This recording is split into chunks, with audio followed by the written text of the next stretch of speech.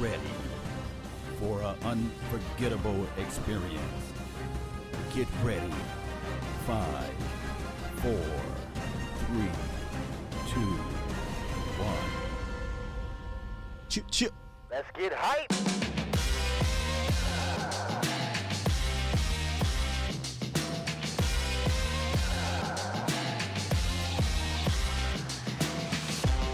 What's going on, Cowboys Nation? Welcome to another episode of the Late Night Hype. Big Game James, Law Nation, the voice, Skywalker still with the new feel. And of course, you ain't even a guest no more, Jesse, but Jesse Holley in the building with us, man. What's up, man? I'm like, Yeah. He's damn now. Like, yo, don't ask for a drink. You know the refrigerator at. Exactly. Exactly. So I'm not even calling you a special guest no more, man. You family of the Late Night Hype now, brother. Yeah. Welcome. You guys the same. Happy New Year to everybody who's listening, who's watching, who's streaming, texting, all that kind of good stuff. Happy 2021.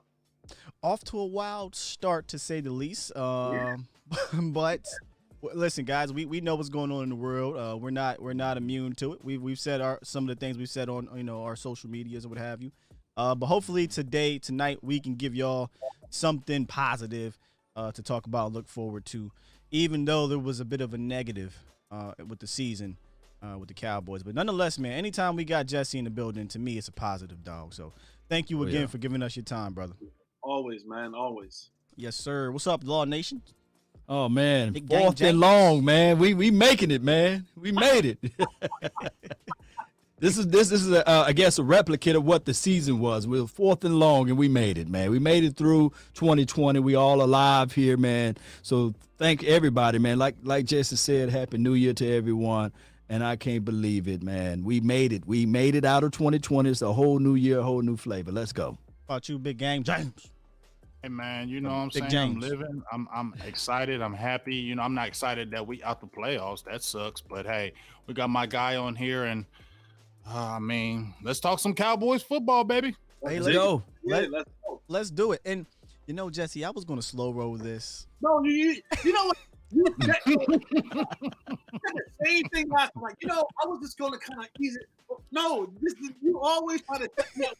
You know it coming off the top turnbuckle, Jesse. You know it, Rock man. You bottom. know we ain't playing, man. You know we ain't playing, Jesse, man. It's coming. Well, here's why I'm not gonna do it because listen, me, Jesse, Law, James, all on Twitter, right? We follow each other, so we see how they be coming at us. Like Twitter, you can't be wrong. You can't. It's crazy, but I love y'all. Yeah. Don't get me wrong. But I be watching my boy just dodging, and then he right back at y'all about his boy Freaky Mike. And if y'all don't know who Freaky Mike is, Freaky. it's Mike McCarthy. For those who are not aware of Jesse Holley's lexicon, that is Mike McCarthy, aka the Dallas Cowboys head coach. Now we could go a lot of different ways, but I like the question that Law had mentioned earlier. We were talking, so I'm gonna go right into it. Where do you see Mike McCarthy's fingerprints on this team? He asked me this a while ago, Jesse, and I struggled a little bit. Not gonna lie to you. So I'll start there, and then you can kind of give your overall view of Mike throughout the season, I guess. I don't see his fingerprint, and that is my problem. That is the issue that I had, and this is the why that I've been asking all year long. For the main reason, why did you hire him? Why did you hire him? Because if you hired him to be just a stand-around head coach, you could have kept Jason Garrett and brought him where else you wanted to do different things. So if you hired a guy who had, like, you're not trying to get another stadium, so you don't need a guy with a name to have skins on the wall. If you hired a guy for a certain expertise, why not let him do it? Why not let him? And I'm a little bit annoyed with Mike McCarthy for the sense of you didn't speak up for yourself big enough. Because coming in, you should have said, whoa now. He kissed an ass, Jesse. Like this is what I do. I call the plays. So I get I get that you might want to groom Boy Wonder, but you had to do that. We can do this on the off season. I'm going to call the plays. And so now year one goes down and we're done with this year. And now this year is on you, Mike, right? Like this year is on your resume. This year is stamped on you. And I hate the fact that it's like, I'm not going to let you put an ugly stamp on me, and all I'm doing is standing around twiddling my thumbs. I don't control personnel because I'm not the GM. Nope. I'm not controlling I'm not the OC, so I don't get to call the players on game day, right? I hired my boy, he doing me wrong on defense. Killing me right now. So now, It'll be small. And a lot of people ask this, and I said this to a good friend of mine, James Slater from the NFL Network. A lot of people ask me about Mike McCarthy on game day, and sometimes how it feels like he may mismanage a game.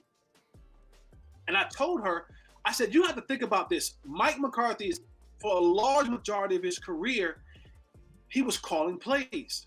And it's like anything else, you get into this rhythm, you get into this routine, you kind of find yourself in this place.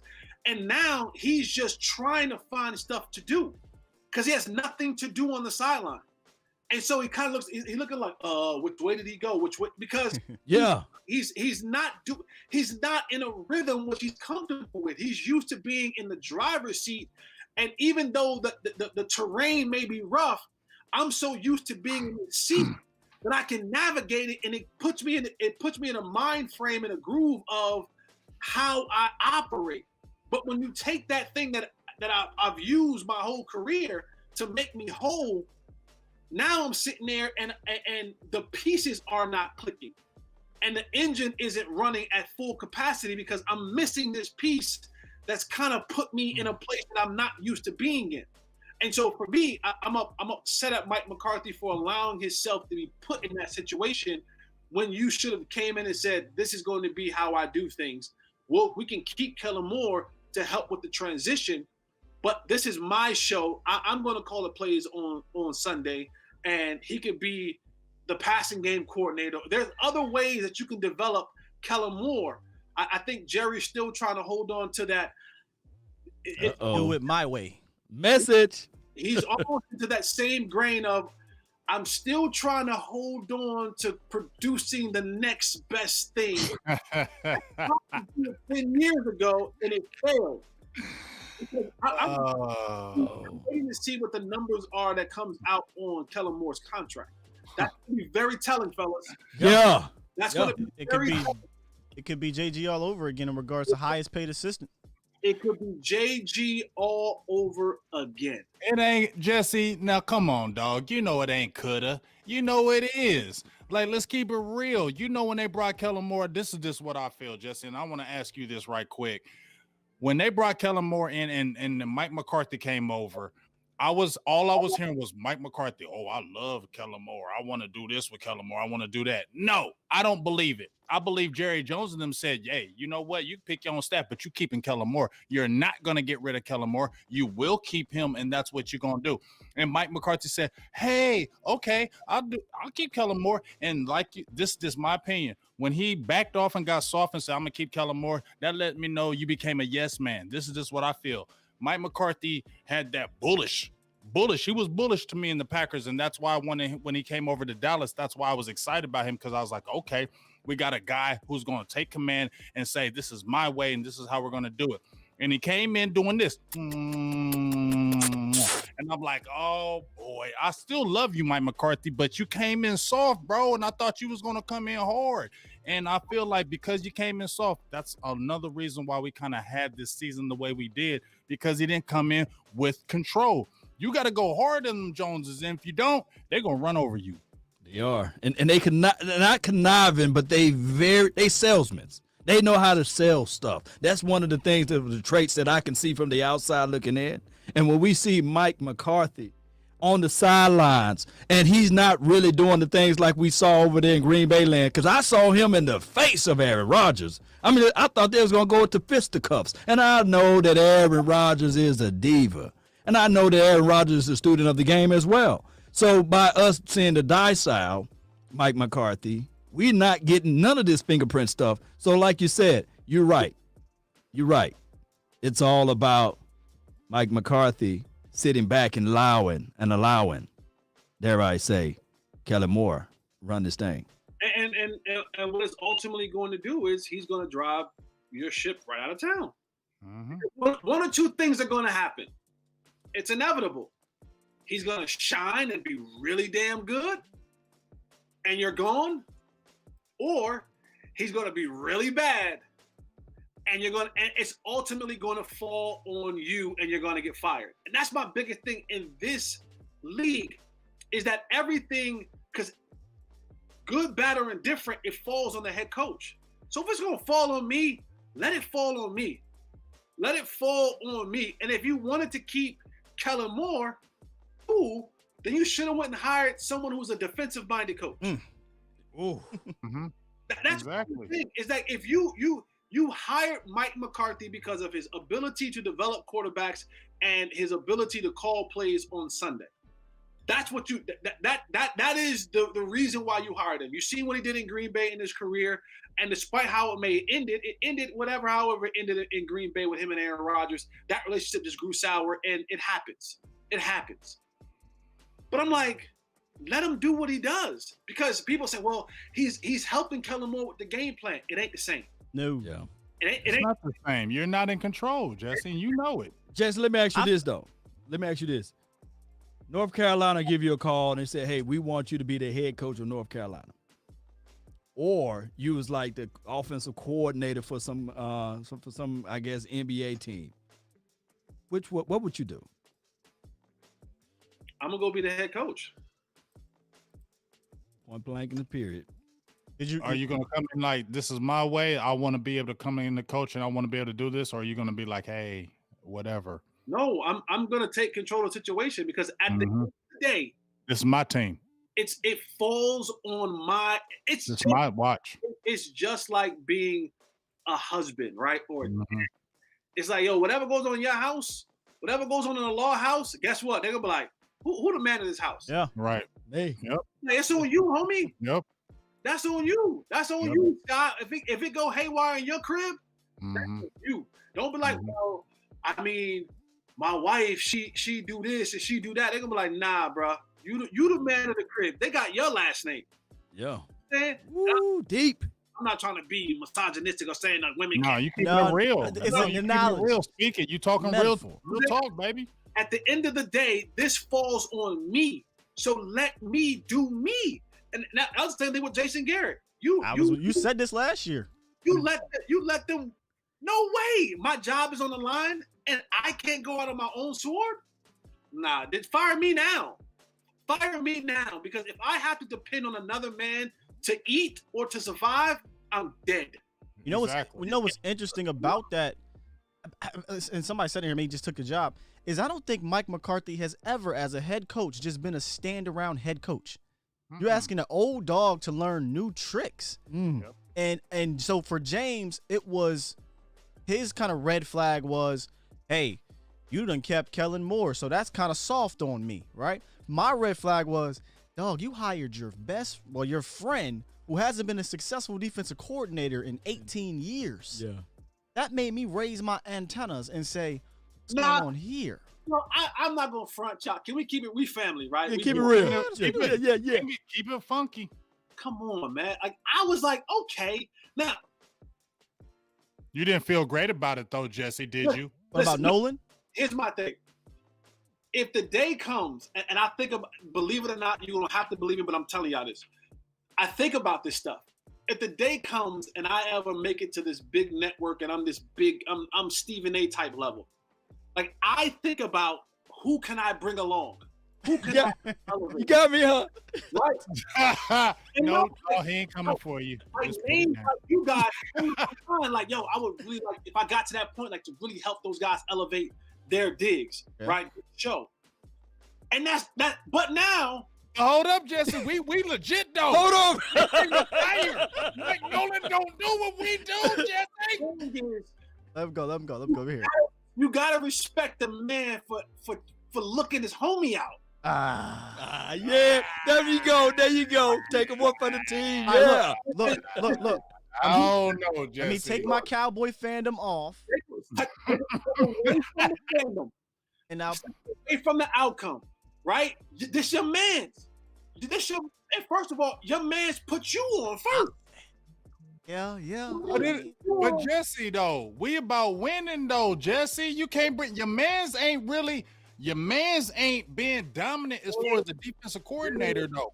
Forget what Big Game James saying, man. Hey, Jesse, put me on, baby. Appreciate you, man. You know what the hell I'm saying? Look, James, you gotta take off your cap, but no, literally, you gotta take off. I'm not on no Cowboy fandom, dog. I'm not on no Cowboy fandom. So you not gonna go back and help your homie out? If my homie is not doing good, I'm sorry, Jesse. I'm not gonna look at my homie and be like, bro, you ain't been great. I'm not gonna do that because guess what? If you F up, it's gonna come on me. Yo, and that's the chance that I mean, how many of us have looked our homie out in some of the situation and been like, so yo, let me entertain that, Jesse. I entertain it for you. Sure. Hired my boy. He hired his boy. Well, let's just say this is a business or what have you, and you're not technically the CEO, but you're the hiring manager. So you hired your mans to come on, and your CEO came out publicly and said, "Your mans ain't your mans is tripping," and he's a huge reason why your organization is failing right now. Not the only reason, but he's a replaceable reason. You gonna keep your mans on, or you gonna have to let him go? Nah, I'm gonna be honest. And I feel like McCarthy had a chance to let him go. I think that's coming. I truly don't. I don't believe that no one's gonna make it through this offseason. Yeah. I highly doubt that. But I think he comes to his man and say, listen, and I think Nolan respects it. Nolan's been around the game long enough to know how it goes. Let me give you a perfect example. I'm an athletic director, right? At a private school here in Dallas. And so one of the rules that we have at our school is they don't want you to prop doors open. This is a real life example. I get an email as I'm going into the big administrative meeting with the big boss. I get a meeting that says security saw a door propped open on Saturday morning. So now I go into this meeting. Now I know in my heart of hearts that's probably my varsity basketball coach that did that.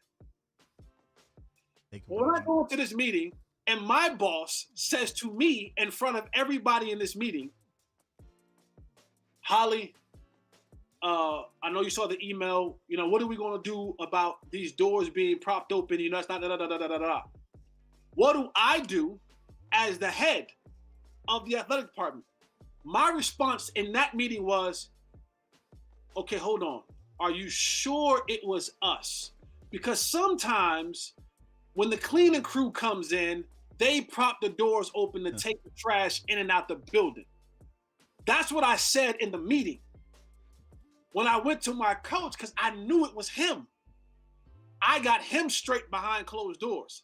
But I defended him in the moment in front of the rest of the group. That's probably the right way to go. So I'm saying that he may say he may come off as defending his boy in the media and may not be throwing his boy under the bus. But in those private conversations, it's like, yo, here's what's gotta happen, homie. I tried, you didn't make it, we gotta move on. And you live with that. But I gave my man a chance. He gave his man a chance, it didn't work. Nolan knows the business, he gotta go, and we gotta move forward. You wonder if something like that kind of was happening, right? Wherein we cut Don Terry Poe, Daryl Worley, traded Everson Griffin, stopped doing so much of the 3-4 stuff and allowed D. Law to more get his hand in the ground. I wonder if somebody, meaning McCarthy, went behind scenes and said, hey, listen, we said we was going to try this out. It's been 6 weeks, 7 weeks. This ain't working. These guys got to go. Because I'm pretty sure McCarthy had a hand in, or not McCarthy, Nolan had a hand in bringing in a Don Terry Poe, a Everson Griffin, and a Daryl Worley. I'm pretty sure. I'm pretty sure he had a hand in cutting HaHa Clinton Dix and starting Darian Thompson and not Donovan Wilson. You know what I'm saying? And these things change. Now, it took a while. But they eventually changed in season, and we saw a little bit better things happen from it, but I don't think enough to keep his job. I'm sorry. I know we got 10 turnovers in was a 3-game stretch, but if you go look into those games, I'm sorry, Jesse. No, I'm with you. Yeah. Nolan got to go. Yeah. All right. So let me ask you this. This is back on Mike McCarthy. Did he lie to kick it? Hell yeah. Did he lie to kick it? I mean, he You said it. talking about Jesse? Yeah, we all lie to kick it. Yeah, he said it. We lie to kick it. So he really didn't watch all of those films and these sorts of He things. said he didn't. He said it publicly. He He, did. said it. Yeah. He said it publicly. He didn't. I don't believe he believes in the analytics. No, we all lie. Like, wouldn't you lie to kick? I would lie to kick. Yeah, I mean, Hey, that's I'm not even mad at him for that. So y'all are mad. Okay, I'm good, not good, mad good. at that. How many of us lied on I'm not resume? even mad at that. I'm That's not when even we mad talked. at that. Remember, James, when we first did and talked about this, we was kind of making fun. Like, I put on my resume, I could type 72 words per minute. You feel I me? can't And type I'm 72 and when words you per get minute. There, I'm gonna be trying to type fast as hell, and be like, "Hey, bro, you lied, but I like you, so come on." Right. My thing is, I'm gonna tell you whatever I gotta tell you to get into the door. Mm-hmm. Facts. Now I got to sell myself. I'll figure the rest out later. Yeah. Here's the thing, though, Jesse. I got experience. Yeah. Analytics. Whatever you want to hear. Whatever Analytics? you want to hear. Yep. Analytics got it. Me and my friends in the group garage got it. Let's go. But Jesse, here's my thing about this, and I don't even want to keep staying on it. I think it's just frustrating for Cowboys, maybe fans, and even maybe myself, is that I ain't tripping that you lied to kick it. It's just that, like you said, you was more of the alpha dog in Green Bay. You was the alpha dog, and that's why I was excited and having. That's why I wanted Mike McCarthy, because I remember him in Green Bay. He was an alpha. He was an alpha, and I said we need an alpha over here. So when they brought it up, I was like, yes, let's do it. But Right. then when you But come James, over here, you ain't alpha. In what way was he an alpha though? I felt like he had control of that Green Bay team. But he didn't know because Ted Thompson. Remember, he was upset. He was like, "Y'all not letting me bring in my players." Yes, now Ted So- Thompson wasn't bringing in draft and free agents. I I'm know. wondering if you mean like the But alpha he was- of the. But here's the thing. from But here's down. the The thing, coaching though, aspect. Kai. Right. He jumped out there and said it. You feel me? He jumped out there and said, "Y'all got to help me. Y'all got to do this. Y'all got to do that." And he was going back and forth with management. You feel me? I'm with you. I don't hear him in Dallas. I Yeah. hear him in. I'm so grateful to be in Dallas. I'm so well. thankful to have the job here in Dallas. Man, shut the hell up and get your ass on backbone like you had in Green Bay and get your ass on there and do this shit right. Ooh, that was loud. Dog. Sorry, Jeff. Sorry. No, Sorry, Scott. passion. Let it flow. Let's Hey, real. it does seem a little bit. I don't want to call the man soft, but it seems like he's taking a step back because he literally has, Jesse. He literally is taking a step back, and sometimes on the sideline, it feels like he wants to get back in that driver's seat, like you said. He looks antsy over there, Jess. He got the whole thing going on. He looked like he want to call the plays. That's all he's done. That's all he's done, man. Man. That's all he's done. So again, and that's all that I've done my entire professional career. Weird, it's not. And I got skins on the wall that says, "Hey guys, when I actually did it, it was damn good." You know, I helped produce one of the greatest quarterbacks that we'll have in this league, and Aaron Rodgers. I won a Super Bowl. Up until this year, all of the great Aaron Rodgers numbers came under Mike McCarthy. The MVP seasons came under Mike McCarthy. Like all of that has happened under Mike McCarthy, and Yeah. I'm with James. I'm like, I want that guy.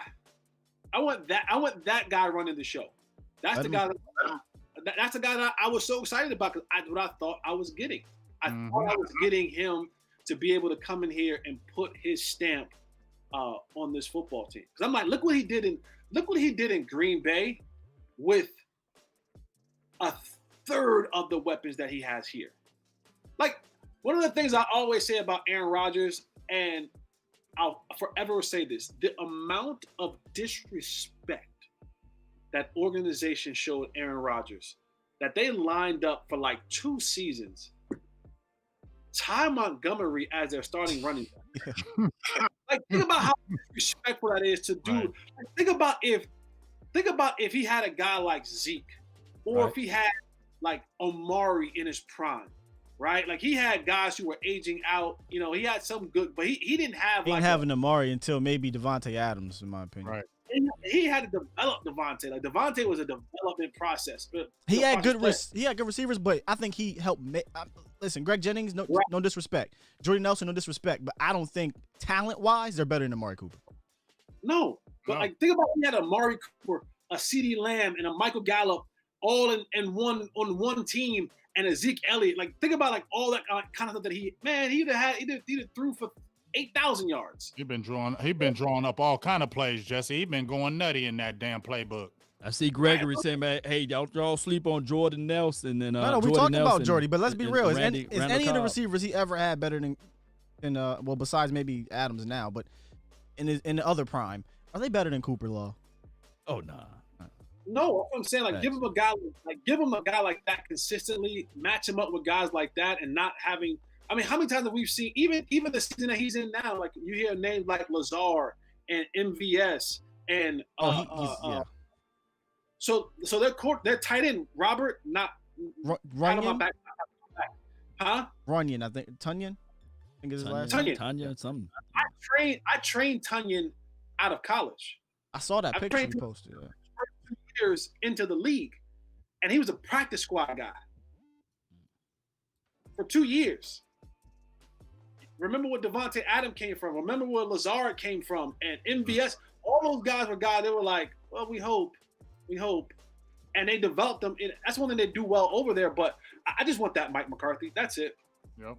Well, you're talking a bunch about the offense and wanting that Mike McCarthy. Well, the person in front of him that is going to stop him, in my opinion.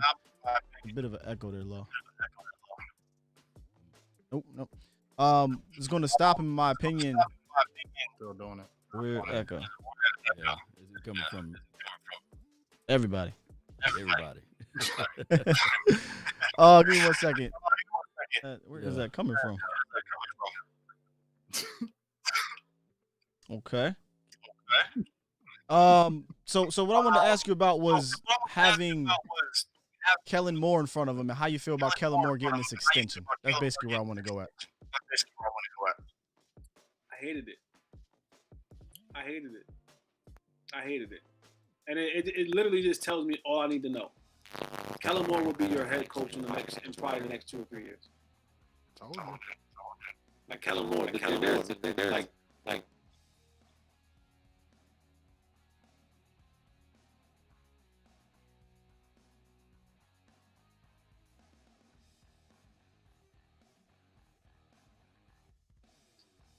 in the next 2 or 3 years, Kellen Moore will be, and then Jerry will have his opportunity to say, I did it. You guys talk about Shanahan, and you guys talk about what's the other guy in the Rams,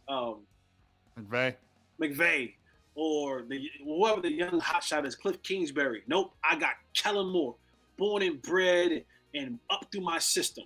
Exactly.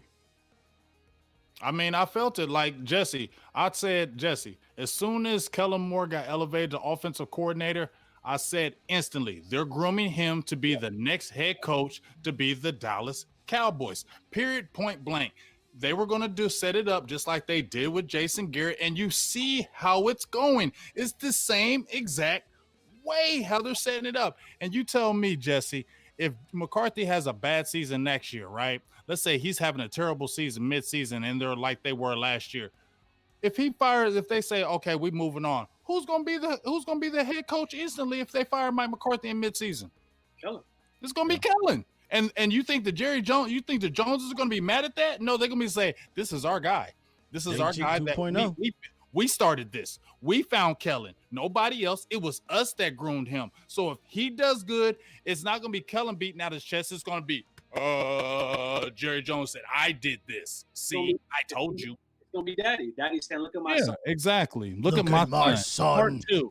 Look at my son. That's why I feel like, Jesse, that's why we keep going in these same damn circles. So when you asked me off air, he said, do you get mad after that? That's why I don't get mad as much anymore, because it's the same thing. It's predictable. And it's sad because you've been in the organization, Jerry. I'm sorry, Jesse, and you've seen it firsthand. So we don't know like you do, but you're still saying the same things we see on the outside. And it looks, smells, and feels exactly like the Jason Garrett situation. It was the same thing, man.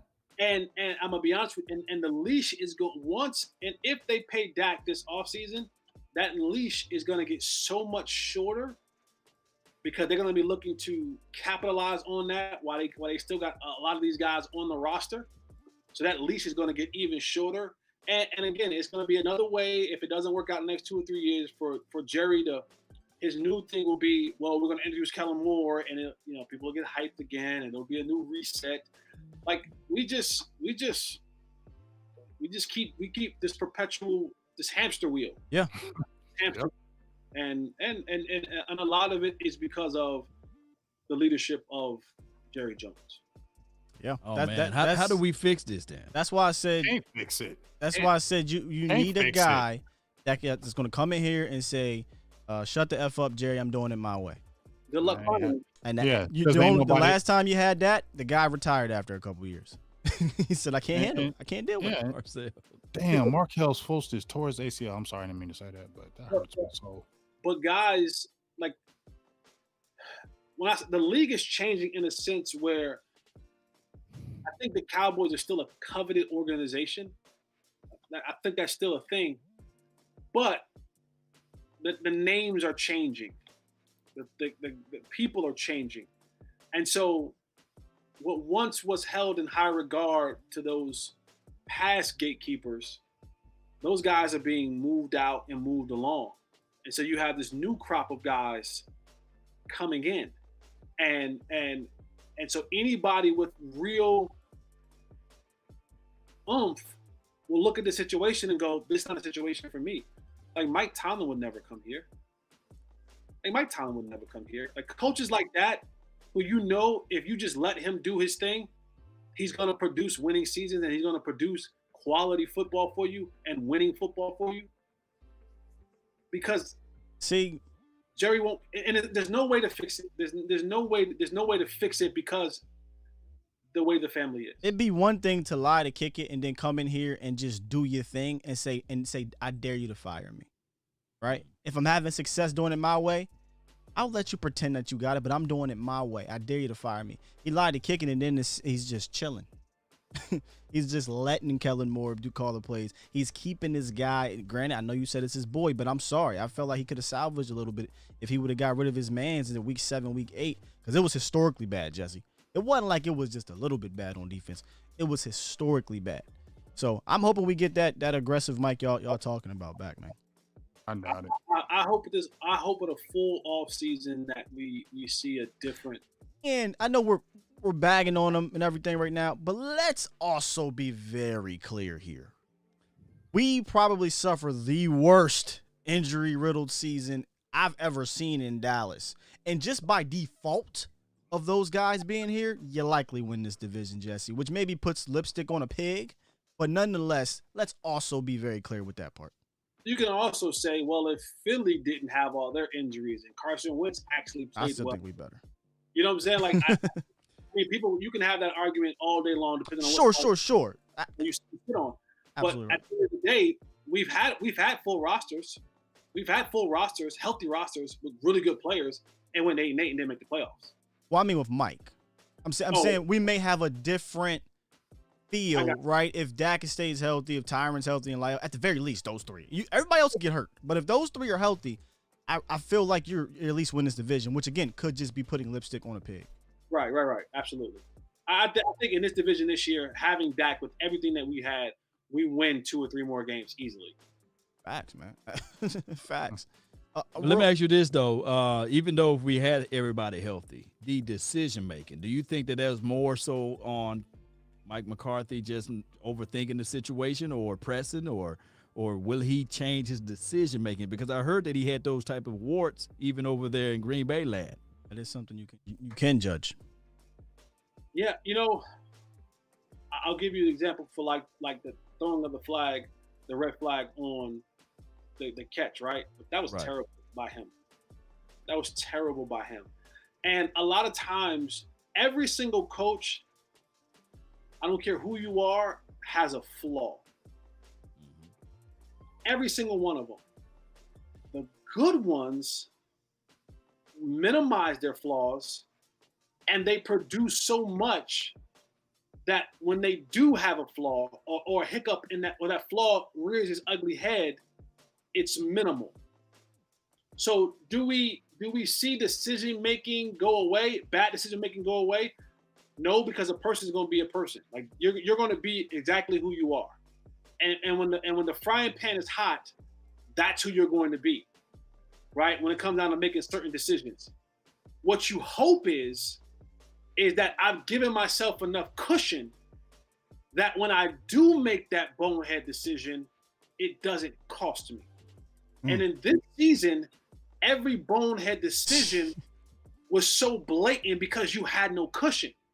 See, if you 8-0 and you go for a punt backed up in your own whatever and it's no good, you go, Yeah. you feel some cushion. Yeah. If you're at the end of the year and you're 10-3 or 10-5, 11-3, 11-4, and you don't throw the challenge flag, well, we're still first place in the division, so don't worry about it. It's still a bonehead play. It's still a mismanage of the game. It still shouldn't ever happen. But I built the cushion up so that when I do have these blunders, they aren't so blatant. The problem with this year is we had no cushion. So everything was put on display at full capacity. So if we went, and because we covered this team so closely, if we went and watched, I was going to say that. and we went and watched Kevin Stefanski in Cleveland, we'd be like, oh, that's a dumb decision. If we went and watched Bill Belichick in New England, if we watched Bruce Arians in Tampa, if we watch Tomlin, we can find bonehead decisions all over the place. Difference is those that are winning have built cushions and have built themselves a little bit of leeway so that when their bonehead decision or mismanagement of the game rears its ugly head, it's not so so blast because there's room to say, well, we're good. We got 11 victories. Like, you know what I'm saying? Like, we're good. We got 10 victories. We're first in the division. Yep. You know, they can be, oh, that's super aggressive. We like the aggressiveness. But when you do it and you 2-6, you like, that's the stupidest, dumbest. Right. Right. Exactly. And I'm a big guy of momentum. I think that first game of the season, you know, it was the 4th-and-2 play. I guess it was with the young phenom CD Lamb. He didn't run above the sticks, and that pass was incomplete. And then, of course, we can go back to the pass interference, or was it not, you know. Football all boils down to like 1 or 2 plays that can really tarnish you. And who knows, if we were to win that first game on the road or what have you, hopefully that momentum would have spilled over to the next following games. And even with the Seattle Seahawks game, it was a 4th down play, I think, that they went for it. Russell Wilson passed the ball in the middle of the field. If we had the chance to stop them there, we would have won that game. Hey, so, win a so game. many things. Yeah, winnable. Win those 2 games, we in the playoff, baby. and that's the biggest thing. So, again, we cover this team so closely. Everything we do is so finite. It's under a microscope because this is what we do, right? This is how we do our thing. Everything we.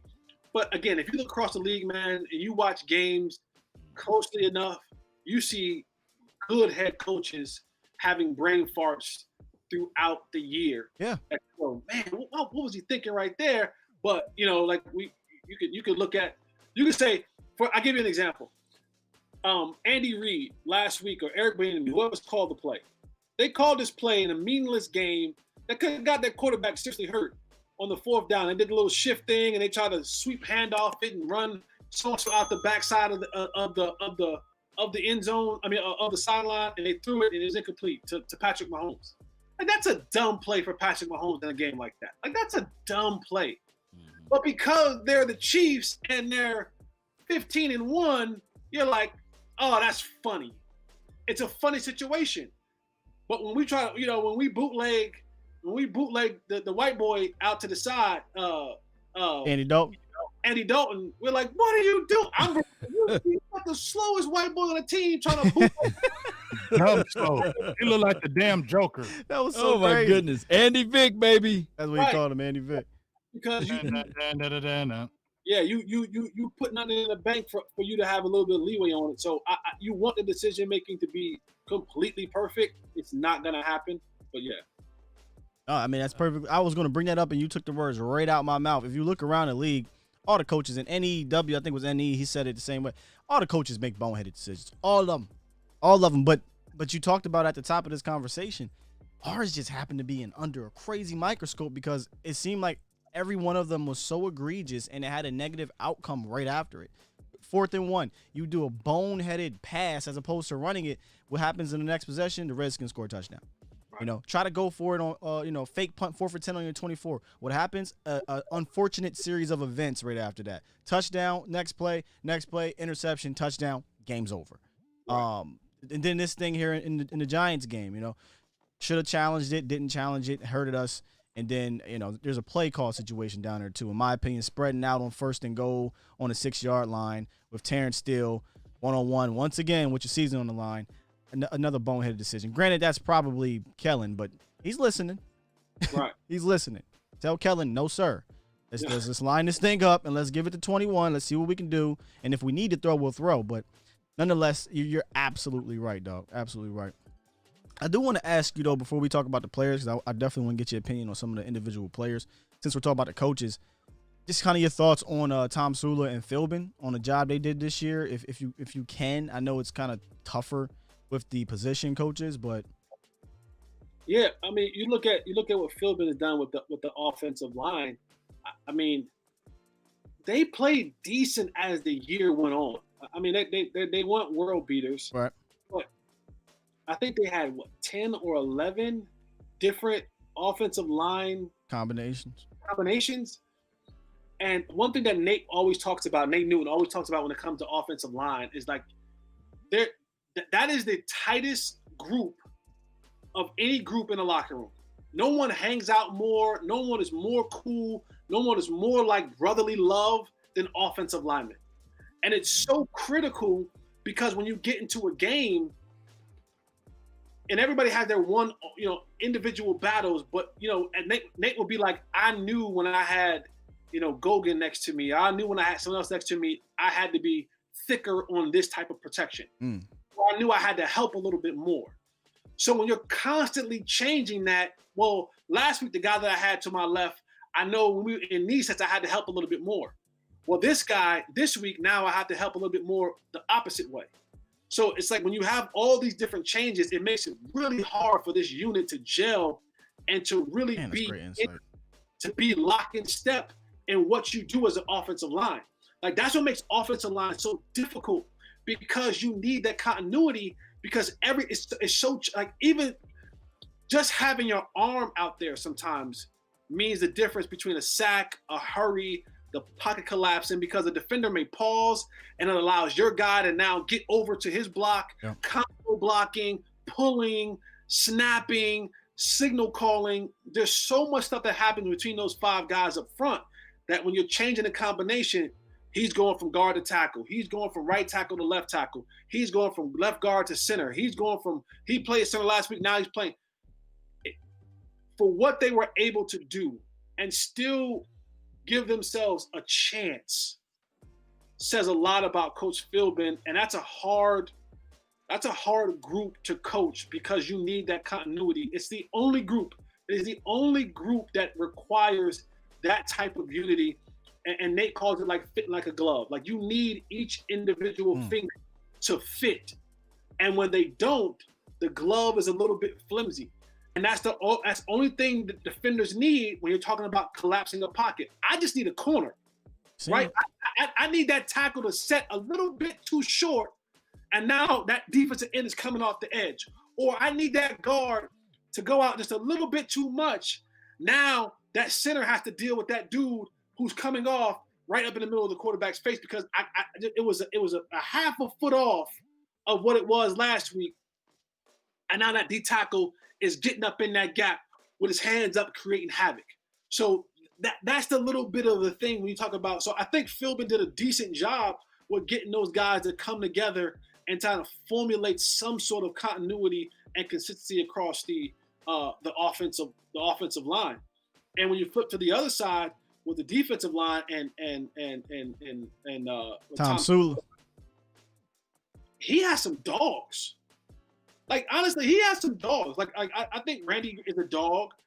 People look at DeMarcus Lawrence and you can have this argument all day, all night about productivity and is he good, is he bad, because he doesn't have all the sack number like the other guys have. But when you look at what is being asked for a player to do, like you saw once they got rid of Griffin and once they got rid of Poe, you start seeing younger guys come in, the Neville Gallimores come in and be contributors. You start seeing Gregory find his footing. You start seeing Tank, start doing a lot of his things. I think that unit is fine up front. You still need Antoine Woods is good, but you still need a fatter guy. Oh yeah, he's a back. Do you think he's good, but he's a backup, right? He's a rotational guy. Right. Like Antoine Woods is good when he has to play 15 to 20 snaps. Right. Antoine Woods ain't good when he got to play 40. When I said that, Jesse, he said, "We'll see about that. We'll see about that." Well, you know how Twaka is. You don't say one word because he watch every goddamn tweet. If you tweet any goddamn thing with Woods in it, he looking at it and he gonna say something. He came at me, Jesse, so I said, "Okay." All you need to know about a player. If that's your mindset, like I laughed when Antoine tweeted out, and I think Antoine's a great dude, right? That's great stuff. Yeah, great guy. Are you talking about he tweeted out Jalen shit? Well, no, when he tweeted out that he was triple teamed. Oh yeah. When he tweeted that after a loss, to me, that said to me, it ain't me, y'all. It's them bums behind me that can't get no tackles. Ooh. I didn't even think that, man. I didn't think about that part of it. Because when he said it, he said something like, I ain't had a triple team since high school or something like that. After they just gave up a crazy amount of yards or something like that. To me, that said to me, hey, look, don't say I ain't doing my job. They got 3 guys on me. What these other dudes doing? So that was a little subtle shot. And you can put all the little, they always say it's a lot of truth in jokes. So you can put all the ha faces you want. That was the first, it was 8 o'clock in the morning. It's 8 o'clock, bro. And he that tells me that you watched film that night, found that clip, and that was the first thing you post. Like before y'all get into y'all, Cowboy talk on Monday. Make sure you see this. That's why I love you, dog, because you was there. That's why I love you, dog. It's preservation. It's saying, hey, before y'all start critiquing and calling people out, just know this week, send triple. I think it's that hot boy mentality because they still screaming it. His other boy is the same way. Watch the film. Watch the film. Clear eye view, Pro Bowl. When he tweeted out last year, the Pro Bowl stuff, dog. What do you not realize you didn't have a great year? You got in off of somebody being hurt or whatever it was last year. A lot of people being hurt. A lot of people being hurt, and he ran with it. Granted, congratulations, you got to the Pro Bowl, but dog, we missed the playoffs. Yeah, our defense sucked. What's your collective thoughts on Jalen? Oh my God. Tell the truth, please. Jalen has a false sense of reality. I heard you. I think you said that the other day. I heard you on the show say that. He has a false sense of reality. And this is where I kill people's crews. Because don't hang around me and don't be honest with me. Don't. And there's a saying that there's a lot of people when it comes to professional sports. There's a lot of people, and this is football, basketball, baseball, any sport you want to pick. There's a lot of people there's 2 types of people. There's people who love the game. And then there's people who love what the game brings. Jalen is I love what the game brings. Because there's no way that you can sit there, and we all can't be blind, fellas, right? Like we all can't. It's like if everyone says, Jesse, you're a liar. Jesse, you're a liar. If everyone says that, you're a liar, bro. I'm probably lying. He lying. You're a liar, bro. It's you can't watch film and you can't honestly sit there and say to yourself, watch the film to people. No, we watched the film. Like Jalen, all 22 is available to It's available to everybody. Yeah. Like, that it ain't just a whole football locker room thing anymore. Like that, maybe a day and time where it was like, oh, you ain't see the film, y'all just watch the game. No. And it's consistently, it's the same things every single week that come from you. And then you have these antics. And for me, Jalen, it was a great story.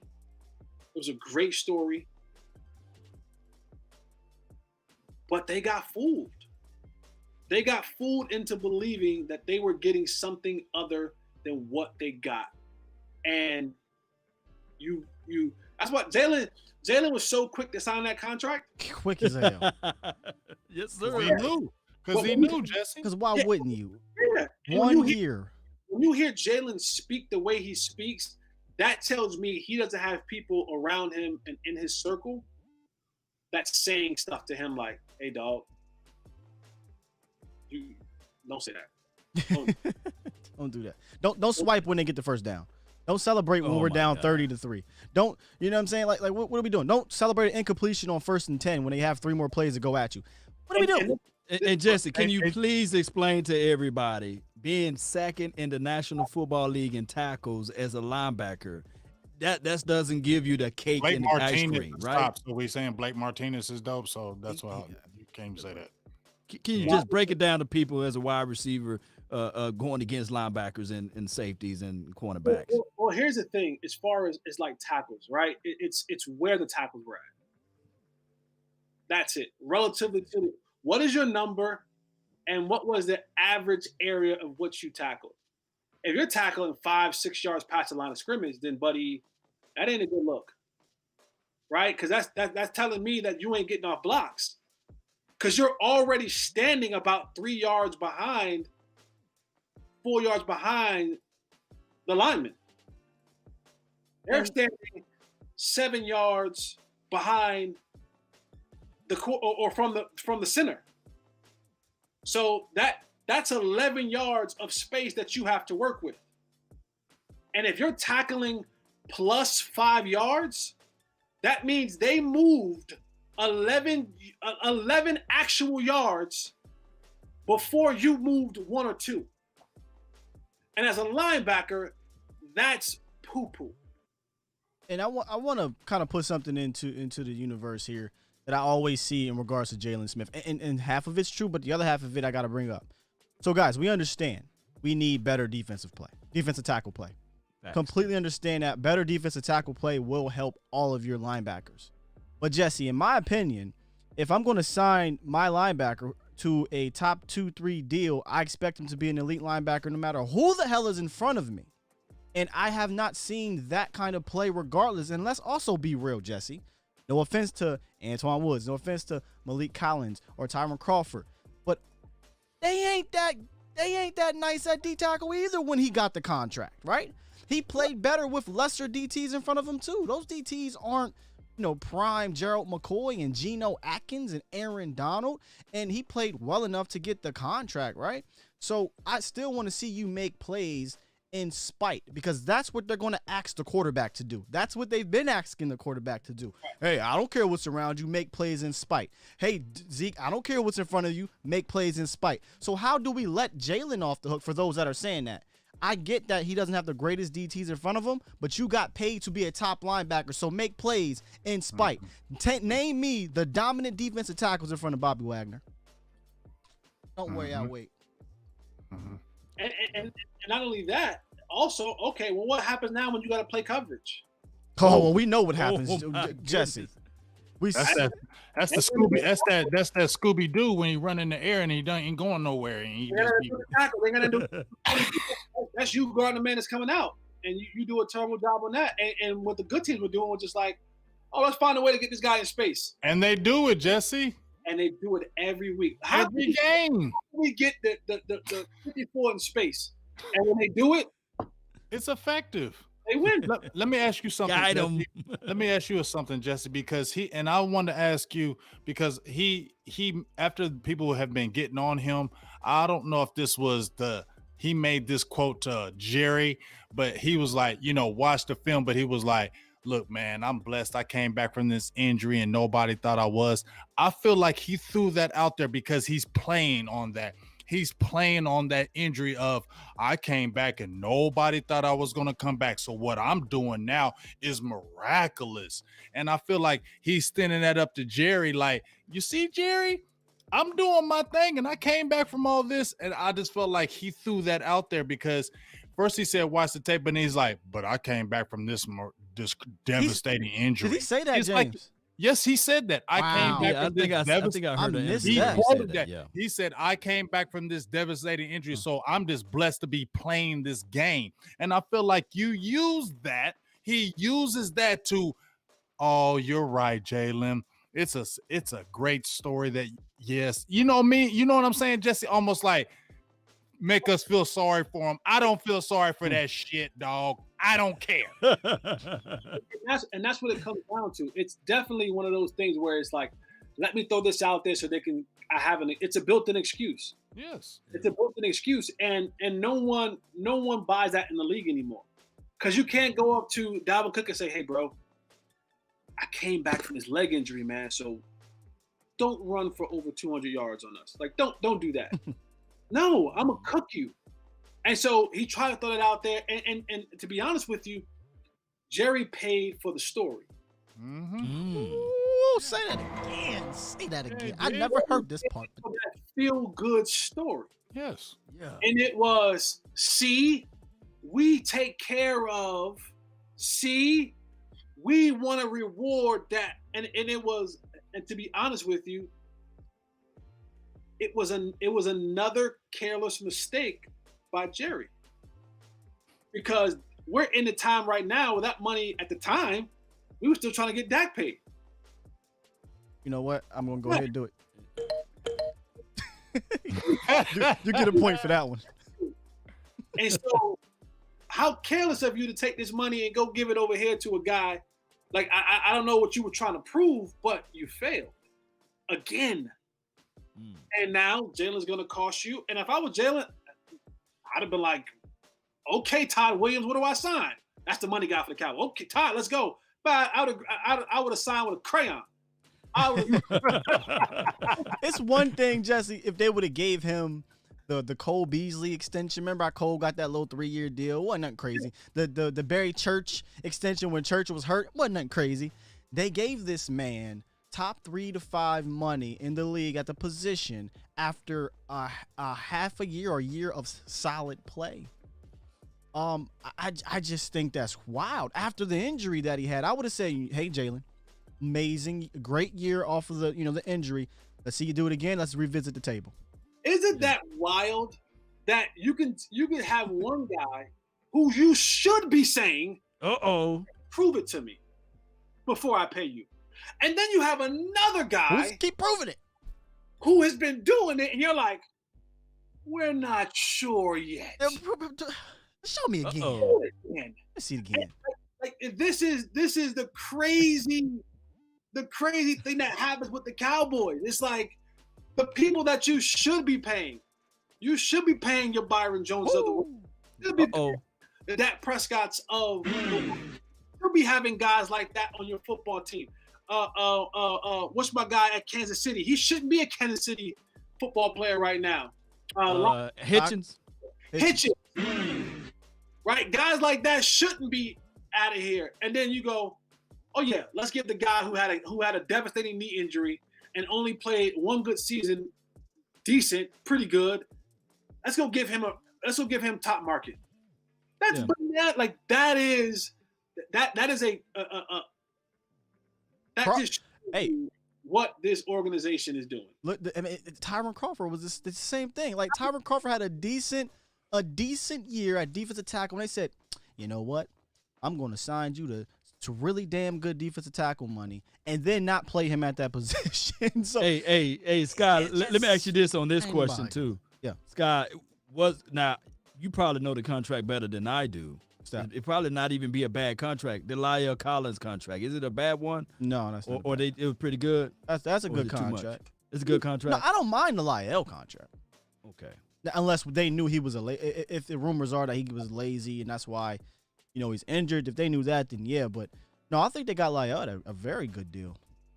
And Jesse, do you have any reservations on? He have those hip situations. It says it's really bad. Do you think he's gonna be ready for next year or this year?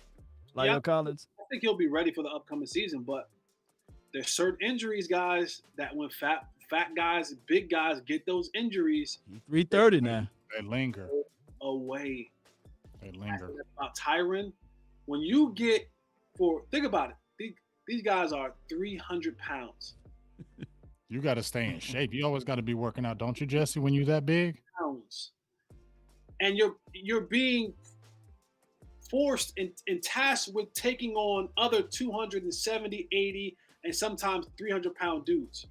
And you're in these positions where technically your body is not supposed to be in.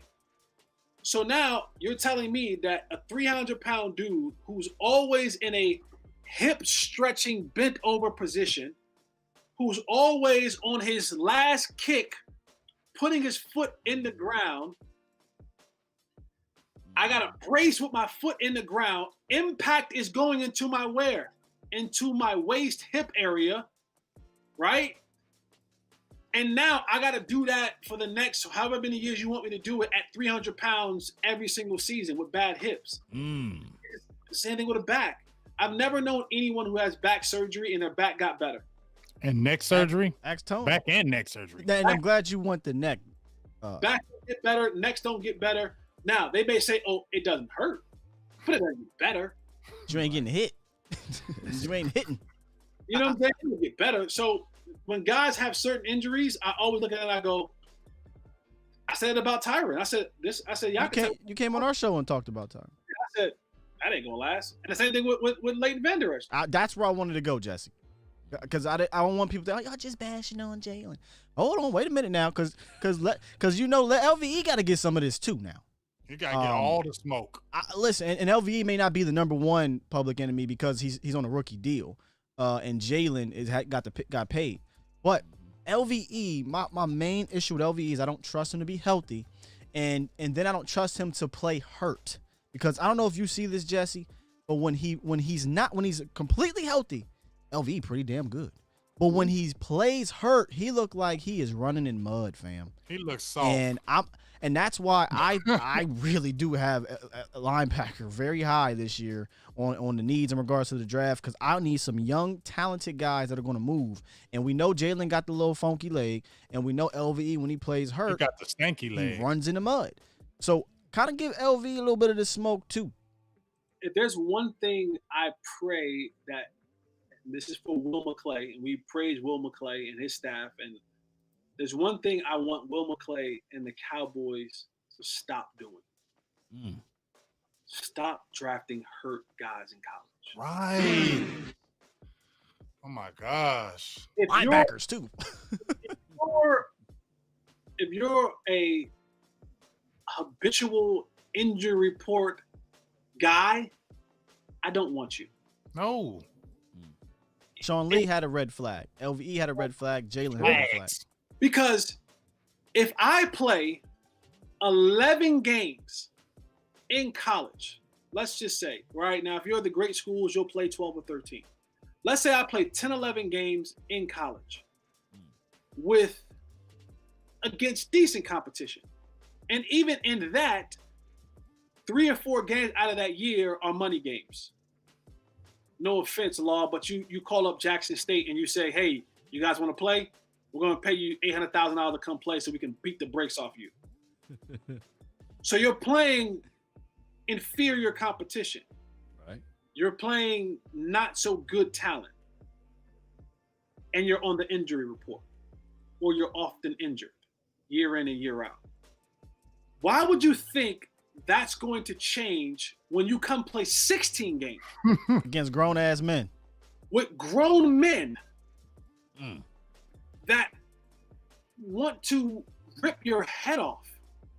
It doesn't work that way. If my body has trouble holding up with, and I'm talking about injuries like, if you break a bone, you break a bone, right? That's not something that, doesn't make you injury prone.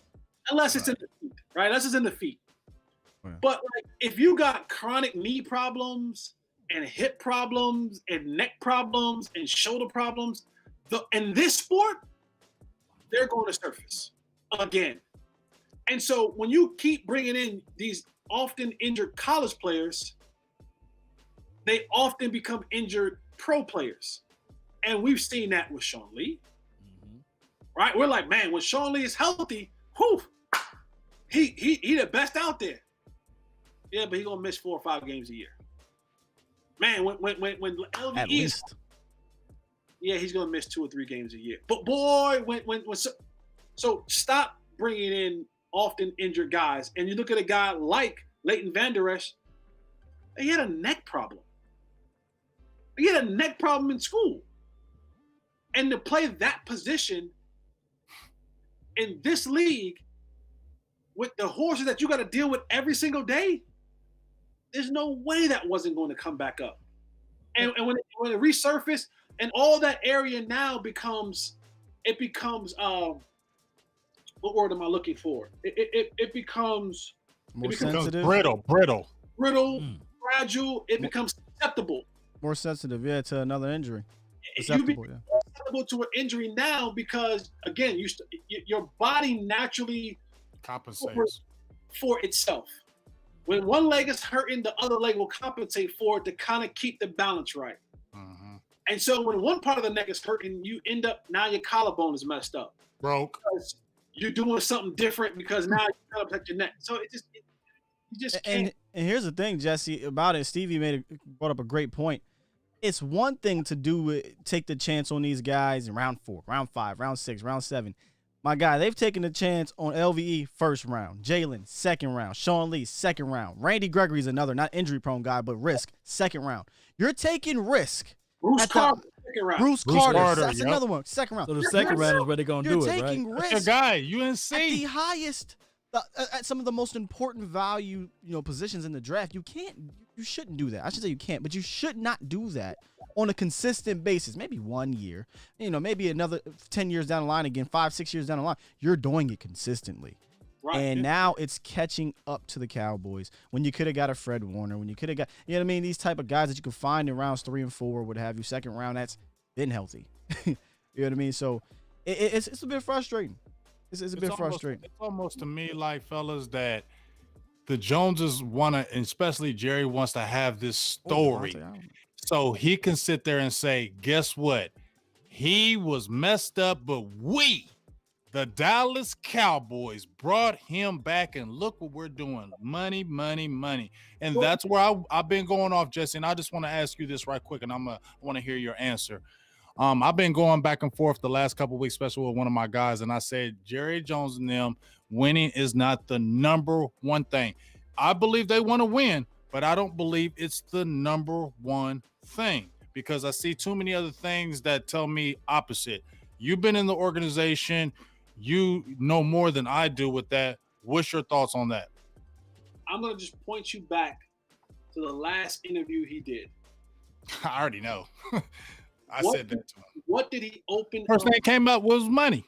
The attendance. Money. The attendance. Yeah. Dog, your team just lost. Your team out the playoff again. And the first thing he wanted to point out was, well, boy, did we have attendance. Yep. Not that, you know what? I'm pretty upset, guys. Another year I'm not in the playoffs. He talked about attendance and how it was record setting. And then the afterthought was, oh, by the way, let's talk football now. Mm-hmm. So I'm right there with you. And this is his biggest moneymaker. Nothing in his portfolio makes him more money than the Dallas Cowboys.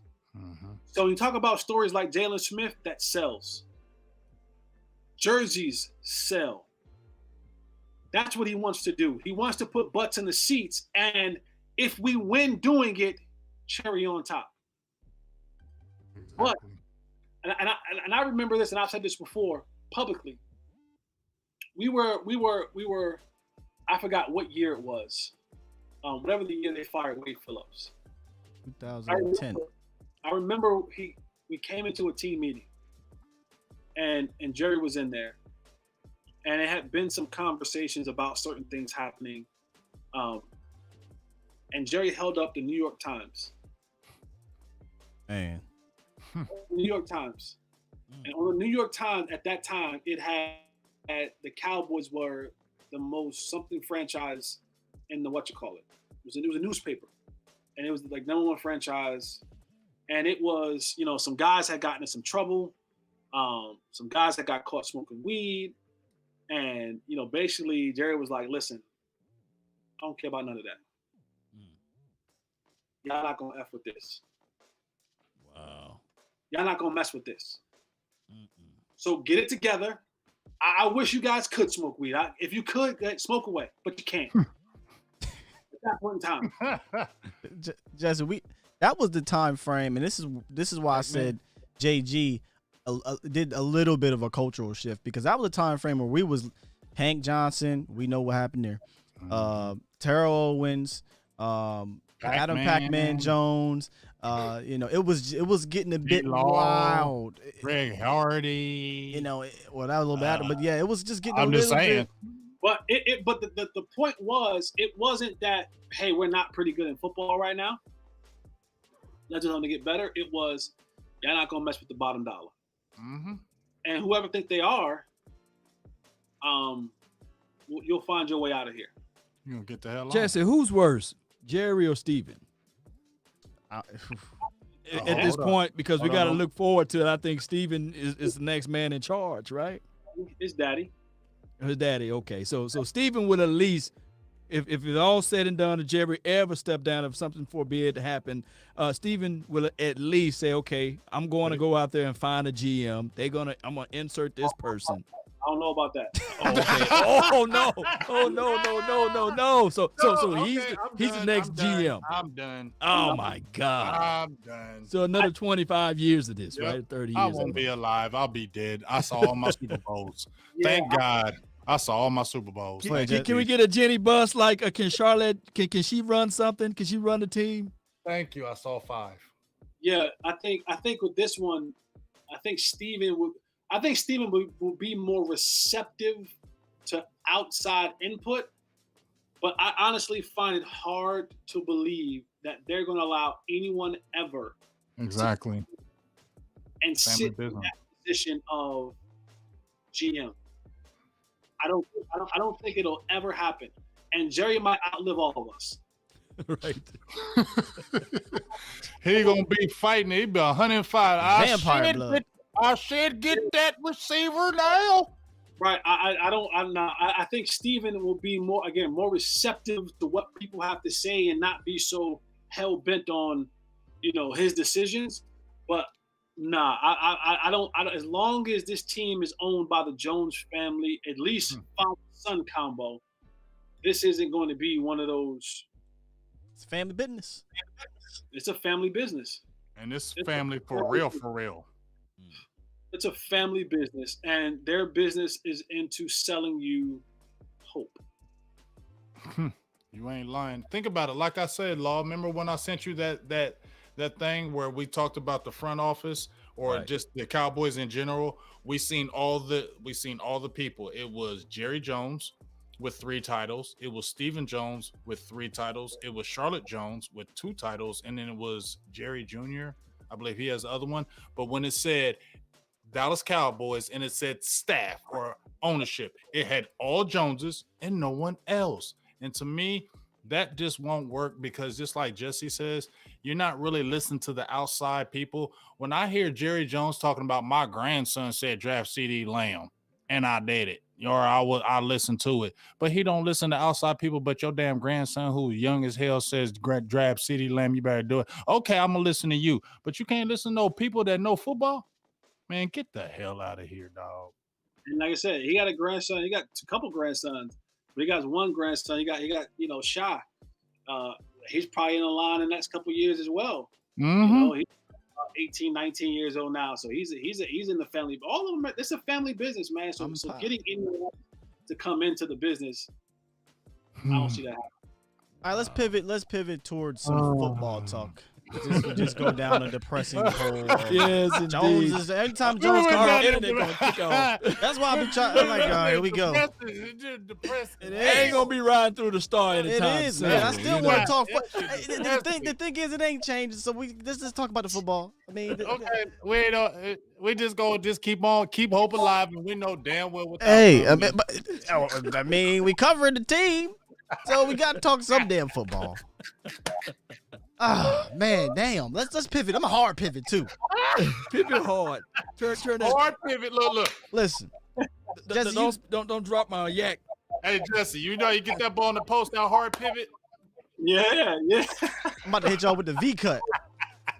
The elbows out. All right, look, you play receiver, Jesse, and I think the receiver position is a very fascinating one going into next year because of the years everybody had. Really, I think Lamb was on his way to offensive rookie of the year type of numbers. Cooper, to me, stamped. And we shouldn't even be talking about trading him anymore. What that sound is. 1 second, man, I'm sorry.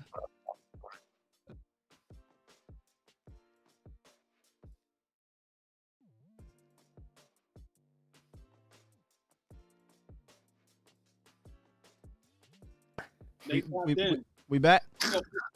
It says Sky Echoes. That's what I'm saying. That ain't me. That's you.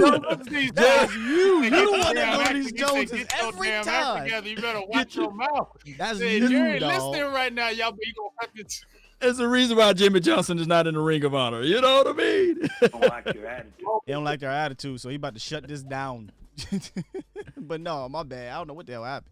This is acting real weird. Anyway, I feel like the receiver position is so fascinating because I feel like Cooper has stamped himself as, forget that trade talk, forget that cut talk. He performed extremely well with 4 different quarterbacks, 3 that probably had no business really starting games. Nonetheless, they did. And then Lamb had a great year, and then Gallup also had a great year. Before I ask you about the Gallup thing, because a lot of people are talking about that, I kind of want to get your thoughts on Lamb's rookie year and from a receiver's view, not a fan. We just love everything he did, but from a receiver's view, what impressed you about the young guy as a rookie? Because you definitely said he was going to ball out, and he did. I think the thing that I liked about CeeDee Lamb is, 1, his confidence, and 2, his ability to run multiple routes so early in his career. And that's a thing that it takes time. You have guys in this league who are 3, 4, 5, 6-year vets, and they still can't consistently run routes. He and his trainer, he's one of those guys who goes down to Houston to the Footwork King, and He just got a big shout out. Yeah, I like the way that big shout out to Rashad Whitfield. I like the way that he runs routes. Like, he is ahead of the game when it comes to route running progression. Normally, it takes guys, again, seasons to get a feel of how to run routes and coverages, how to be soft, how to be able to maneuver and angle. I think he has a really good feel on the way that he runs routes at a pro level rookie season. It's very rare. It's very rare that you find guys who can be successful in the slot, and partly being their rookie seasons. The slot is a feel position. Not when I say feel, F-E-E-L, feel. You have to be able to feel zones. You have to be feeling when linebackers are coming. You have to be able to feel that hole in behind the linebackers in front of the safeties. You have to know when cornerbacks are squatting. So you got to be able to feel certain routes. How, sometimes I'm not the first guy in this route, so I can't run through my window when I have a certain route. That I can take my time and work my route. And sometimes people don't understand it. They just think, I gotta go. And so they go so fast. And now when the quarterback comes back to him, he's like, oh no, you missed the window. Take your time. So I'm extremely impressed with his feel for running routes as a rookie, especially in the slot. That is a very unique spot to have to run routes from because of all of that space. People think, well, you got all the space you've been doing. Nah, because while you have a lot of space as far as a two-way go, you got guys that are coming from everywhere. You got guys who are undercutting you with the linebackers, run to the flat. You got robbers, safeties. You got, cover 2 safeties. You got hole or rat defenders that they call them. You got cornerbacks that sometimes will act like they go in one way and then spin back and come into your corner route. So the biggest thing for him is being able to have that feel. And I think he did a really good job, especially with having multiple quarterbacks throughout his rookie season, being able to navigate and adjust to that. So the feel and the route running for me from a guy like that early in his career is impressive.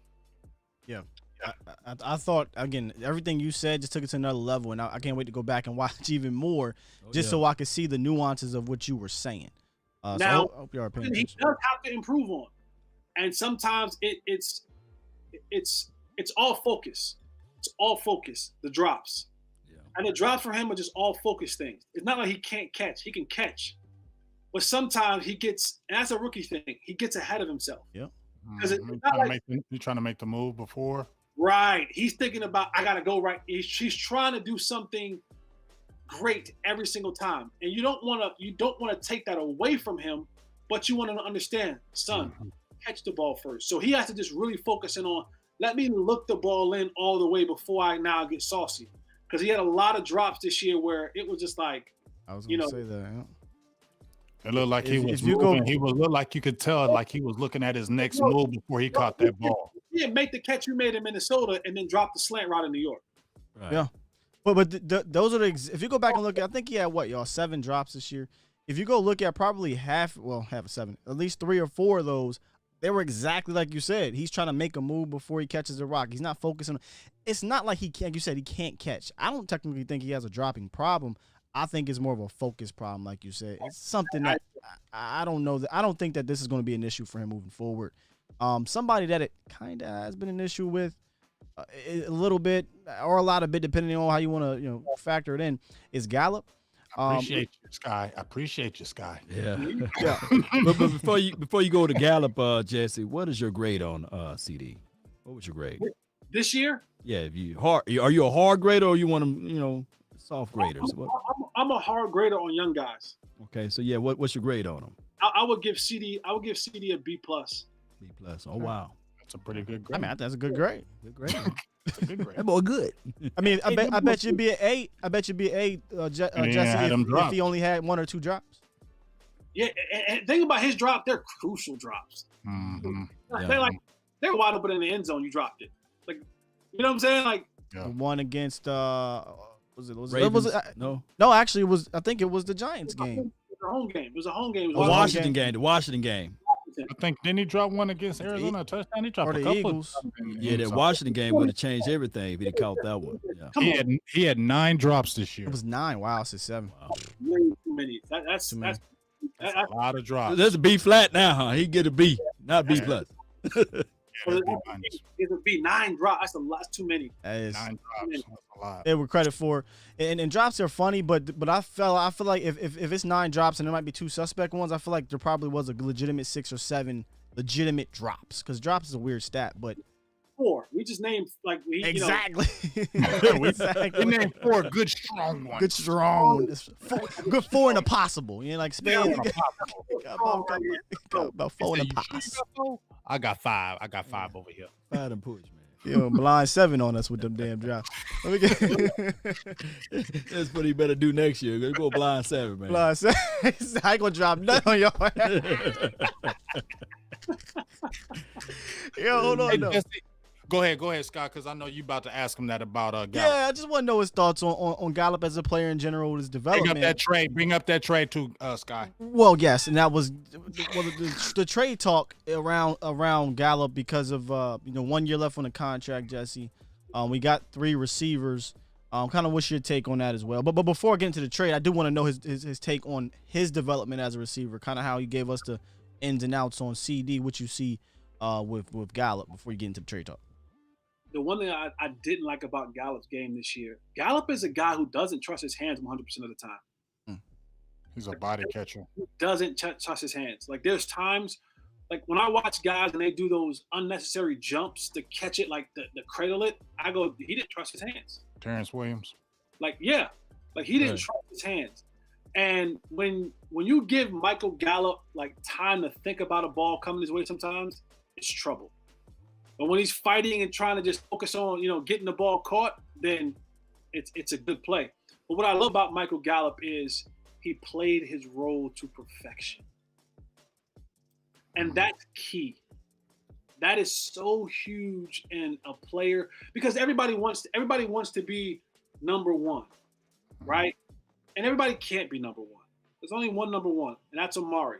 But you can be number one in your role. And his role was to be basically number 3 or 2B. That was his role. And in his role, he did a hell of a job in his role. And it was stretch the field. It was be there when we needed you. He's not asked to run many routes. He could do a better job at the line of scrimmage. But for a guy like Michael Gallup, and I don't know, people are saying like, oh, but he can be a number one. He can't be a number one. Not a number one. He's a number 2, 3. Like that's like his ceiling is number 2. Like that's his. And that's okay. There's some really damn good number 2s. That's listen, that's fine. Yeah. Number 2s eat. You need a number 2. Every Batman needs a Robin, and that's okay. But I thought he did what he had to do, despite all the talk about CeeDee Lamb, all the attention about CeeDee Lamb. He came up big in a lot of spots for the Cowboys this year. Yeah, I think the last few years, especially for Dak last year, where he was his deep guy. We don't really have a speedster, but they said, you know what, Gallup, just run downfield and throw it up and you catch it. I thought that was very important. And so he did a great job at that. So he was, to me, he was number 1 in his role that he had. I give you like that. Number 1 in his role. And you need, like, those guys are so important. Just do your job and at a number 1 status. Don't try to be number 1 in the number 3 role. Just be, don't try to think about being or getting to the number 1 spot. If your goal or your job run go routes, do it. And do it great every single time. And you'll be rewarded for it. Got one name for you. Yes. That was basically doing what you're saying, in my opinion. Juju Smith-Schuster.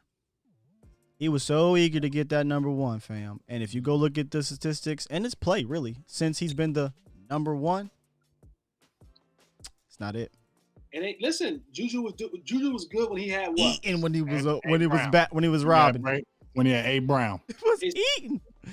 When the defense is now looking at you, and you're the guy that's when the defense get their packet every week, and you're the guy that's in the star column, oh, let's shut him out.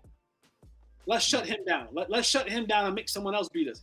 It's different when you the guy. It's different when you now become the hunted. It's a different mentality. I want guys to understand that, because everybody was saying, oh, number one. Everybody ain't built to be a number 1. And What about Diggs over there on Bills? Hold on, though, because I want to stick to the Cowboys. That's why I think Cooper, Jesse, is so valuable to this team. Because he opens it up for everybody else. Yeah. He opens it up for everybody else because he's a true number 1. I knew that when he came to Oakland and they tried to go wide receiver by committee. You can't. I said that's not a real thing. Not in this league, because now we go by committee. Oh, these jokers ain't no dogs out here. We pressing them and we blitzing. No roll coverage. We sitting on all of these, man. Coverage zero. I said, oh, you see it. Like, he's a different dude. He runs different. His route is different. His cut is different. His explosion is different. His playmaking abilities are different. Everybody ain't built to be number 1. But when you got a number 1, everyone else's job become a hell of a lot easier. Do not trade Cooper. Yeah. Hey, let me ask you, because that's been getting too much stuff. Go ahead. Let me ask you one thing about the Gallup, because I have been bringing up Jesse, and I wasn't trying to disrespect Gallup or anything like that, but his contract is getting ready to come up, and I like what you said about, he said he understood it, he played his role to perfection. Now, I feel like he's going to want to get some money, because he's going to look at his value like, I want to get paid.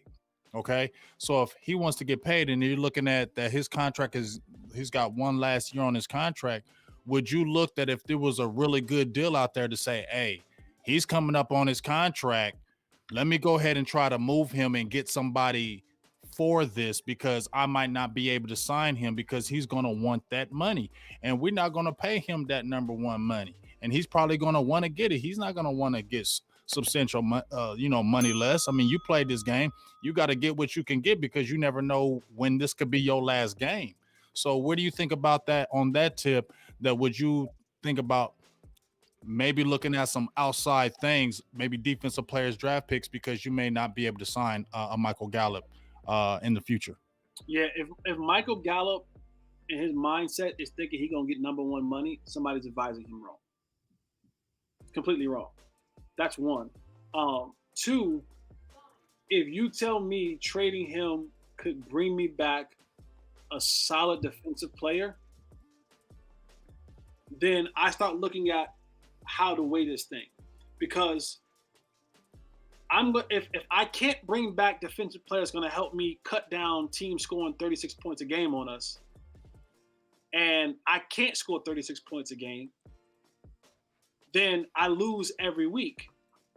So if trading away Gallup and what I get back for him is going to help me decrease the number of points that are being scored on me on defense, then I have other guys that I can have step into that spot that's going to help me maintain or increase my dosage on offense. So that's how it happens. Like, you got to look at it like, what are we trading him away for? Mm-hmm. Right. Is it bringing back something that's going to help us? Because if it's not, then we put ourselves in a deficit. Because the Cowboys, and I think Bobby Belt put this stat out. Like the Cowboys in the last, which by the way, I got fired for the same stat. This stat, Wow. This stat literally led me to get fired. Might be the melon. And in 2019, since 2019, the Cowboys are 14-2 when they score 30 plus points. Go ahead, tell them. The Cowboys are now 0-16 when they score less than 30 points. Wow. That's crazy. Wow. Oh, hey, man, you got me thinking that my mind is going to say that one more really? time. True. Repeat this for Are me. you serious? It's true. The Cowboys are 14-2 when they score 30 or more points. They're 0-16 when they score less than 30 points. Now, the part where I got fired at was I made this very same argument that the Cowboys need to score 30 plus points a game to be in football. I remember you saying that so damn much too. And I got myself into an argument that led to me getting, But ain't Because of the defense But or the stat, collective? the stat fits perfectly into what you're saying. If I'm going to move on from him, then I Right. damn sure better get somebody that's going to help me stop these people from scoring. If not, damn it, I got to score over 30 points. And to do that, I can do it better with Gallup. with him. That's what I'm saying. Like, I need, if you're telling me that I have to score 30 plus points to win, then I need all my ammo. My top ammo. I need the hollow points. Right? I need to go through some stuff. Mm-hmm. But if you're telling me that I can go and get something that's going to help me lower the other team's productivity on offense, then now I'm saying, okay, cool, I can still score, but I don't have to score as much all the time in order to win. So trading him away only is profitable if what I'm getting back is either going to help me score I'll get you now. 30 points more consistently or stop other teams from me having to score so many points. Right. Bring in context to the trade scenario. And I think that's what James was trying to do. And other people, or some people, not everybody, is trying to do. But some people are just like, trade out. As if that's not how this works. You just don't get rid of the guy. Is a good player. Dog. He's a dog. And that's the other part about just getting rid of him, right? I think he fits this team on the offense at the very least in this wide receiver group so well. I feel like he plays an important role, Jesse, because you got the smooth young pup in CeeDee Lamb. You got the ridiculous route running technician in Amari Cooper. But what neither of them provide, in my opinion, is that physical freaking being on the field that Michael Gallup can be, where give me that damn ball. You know what I'm saying? Get off of me. Yeah, we don't have, and that's not knocking those two guys. That's not knocking them. It's just that he brings a different flavor to the ice cream. That's all I'm saying. Right. Yeah, and I just feel like, go ahead, Justin, my bad. No. I'm agreeing. Go ahead. You got it. I was just gonna say, I just feel like you owe it to your organization to look at all things before these contracts come up. That's what you're supposed to do. And I'm not advocating, like I said, I'm not advocating just getting rid of Gallup. But what I said, like if you were to get a draft pick, can't be nothing lower than the second round. If you get a defensive player, he has to be a dog because Gallup is a dog. So you can't just give him away for nothing. I just feel like you owe it. Even with Connor Williams. I mean, he had his best year, but his contract is going to be coming up. And now you got a Connor McGovern. You could probably get another draft pick in that draft, and you could see, well, if somebody wants a guard and I got this kid playing as best as ever, don't you owe it to your organization to look at those things to always make your team get better? Yeah, you do. But again, you always you have to weigh the pros and cons. Right. Is there a guard available? Is there a guard that we can go get that's as good or better than what we have right now? Don't you have a Connor McGovern that can slide in a left guard? Yeah, but again, I'm just saying, I'm not arguing your point about right. We have to just look at the pros and cons of, if we're going to give this guy away, what are we getting back? Got you. And if you're saying, well, we're going to give him away to get picks back, then your picks have to be able to produce what you just gave away. Right. I know money plays a part in it, but productivity plays a part into it. Right. You have to be able to produce on the field because again, you're talking about, all right, we're not going to pay him. So the guy that you're bringing in is going to be what? A lesser paying guy. Right. It's not going to cost that much. Because in that case, you're going to pay the guy that you already had. Right. You're bringing in either going to be a guy that doesn't require a lot of money, an older guy, an Asian guy. Aging. I don't want to sound like I'm saying Asian. I thought you said it too. I was like, Right. And that win. Or, win. Exactly. Yeah, that win. and on all those facets, you're rolling the dice again. Mm-hmm. You're saying I'm giving away a proven commodity, and it's unknown. about if we're not getting a player back in return.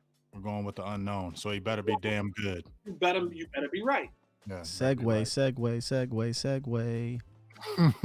Giving away a proven commodity for an unknown.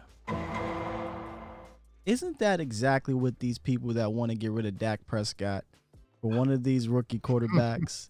I threw you off, didn't I? Look, Dak Jesse, Wilson. Jesse, Don't you know how much we heard this this could be year? a whole damn show, but I just had to do it. Because as you're talking, I'm sitting here like, is he talking about Dak? In the quarter? Because that sounds exactly like the situation that a lot of these fans want to do. Give away the proven commodity and let's roll the dice. Let him walk. If you just read my timeline, let him walk. money so we can save I know y'all hate that in chat. A lot of the people that want to do, they're like, man, Scott tripping, man. Forget Scott. But I had to, man. It was a perfect segue. Do we have to? No, we I don't mean, we ain't got to. No, we ain't got to. Jesse, I would have We had ain't to got ask, to, I would Jesse. have had to ask you that at the beginning of the whole damn show, fam. Yeah, we ain't got I to. go- We can have know- a whole show Nah. talking about Rain Dakota. No. I ain't gonna do And that. his Hey, brother, Tad. Hey, no. how about this? How about this? I ain't gonna How about this? Let's put a pin in that around February. I think that's when you can do you got to sign them before the trade deadline. Not trade deadline, the franchise tag deadline. Let's put a No, I think February is like, I know it's the franchise. tag. The You have to put it on. Yes. I think it's March, right? Is it March? I think it's March, early March. I know the league starts in March. League year starts. Well, in March. rapid fire. Yes or no? Will he get signed? Yes or no? Oh, well, that's on a that, different question. A tag, on it. Tag? Or will he sign and negotiate? Will they Will he, tag get, him? will he get a full deal with Dallas, Jesse? Yes or no? Yes, no. Yes. Okay. All right. Yes. We don't even got to go into details, Jesse, because that'll be a whole nother show. Jesse. That'll be a whole You know what? Honestly, we got to break. marathon show. We actually, for real though, because we'll be on this thing for 3 more hours. But we ain't touched on some really crucial things that I want to hear Jesse talk about. So can we put a pin in some things? Ezekiel Elliott, Tony Pollard. Can we put a pin in that? Can we put a pin in that? Can we put a pin in some of the young cats on defense. We didn't even really talk about the Diggses and the Donovan Wilsons, right? And what you saw from Neville Gallimore. Let's address one thing before we go. Okay. Let's address the Donovan Wilson situation. Oh. I want to. Wait, that's a situation? Really? Yeah. Talk to us. Because I'm on the fence. I'm not sold on Donovan Wilson. Plead your case. I'm not sold on Donovan Wilson. So I want sell me Donovan Wilson. Is it box safety or is it free safety or just a safety in general? What are you saying? As a starter. Sell me Donovan Wilson as your starting safety wherever you're going to play him. You want me to do it? I can sell. Go ahead, Scott. Go ahead, Scott. You good with the verbal? No, I'm not going to do any verbal crazy things. I'm going to probably try to use the most cliche that I can possibly say. I'm just serious, though. In fact, I'll go with a question to your question. How did the defense look when Donovan Wilson got hurt after he was inserted in the lineup, Jesse? They were bad all year, with him in or out of it. So what's the next question? Yeah, okay. That was a little easy. Better than Xavier Woods and Darian Thompson. That's a low bar. I'm gonna come. All right, Jesse. I'm gonna come with this. I'm gonna come with this, Jesse. I'm gonna say Illuminati. He's a guy that can tackle. He can play free safety or strong safety because he played multiple in the lineup. So he played both. He played more free safety than box. Sacks. He got 3 picks. Well, did he have one?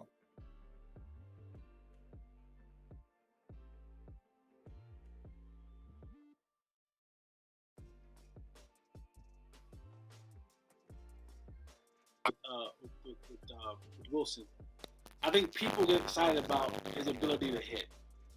And some people are like, oh man, he can hit.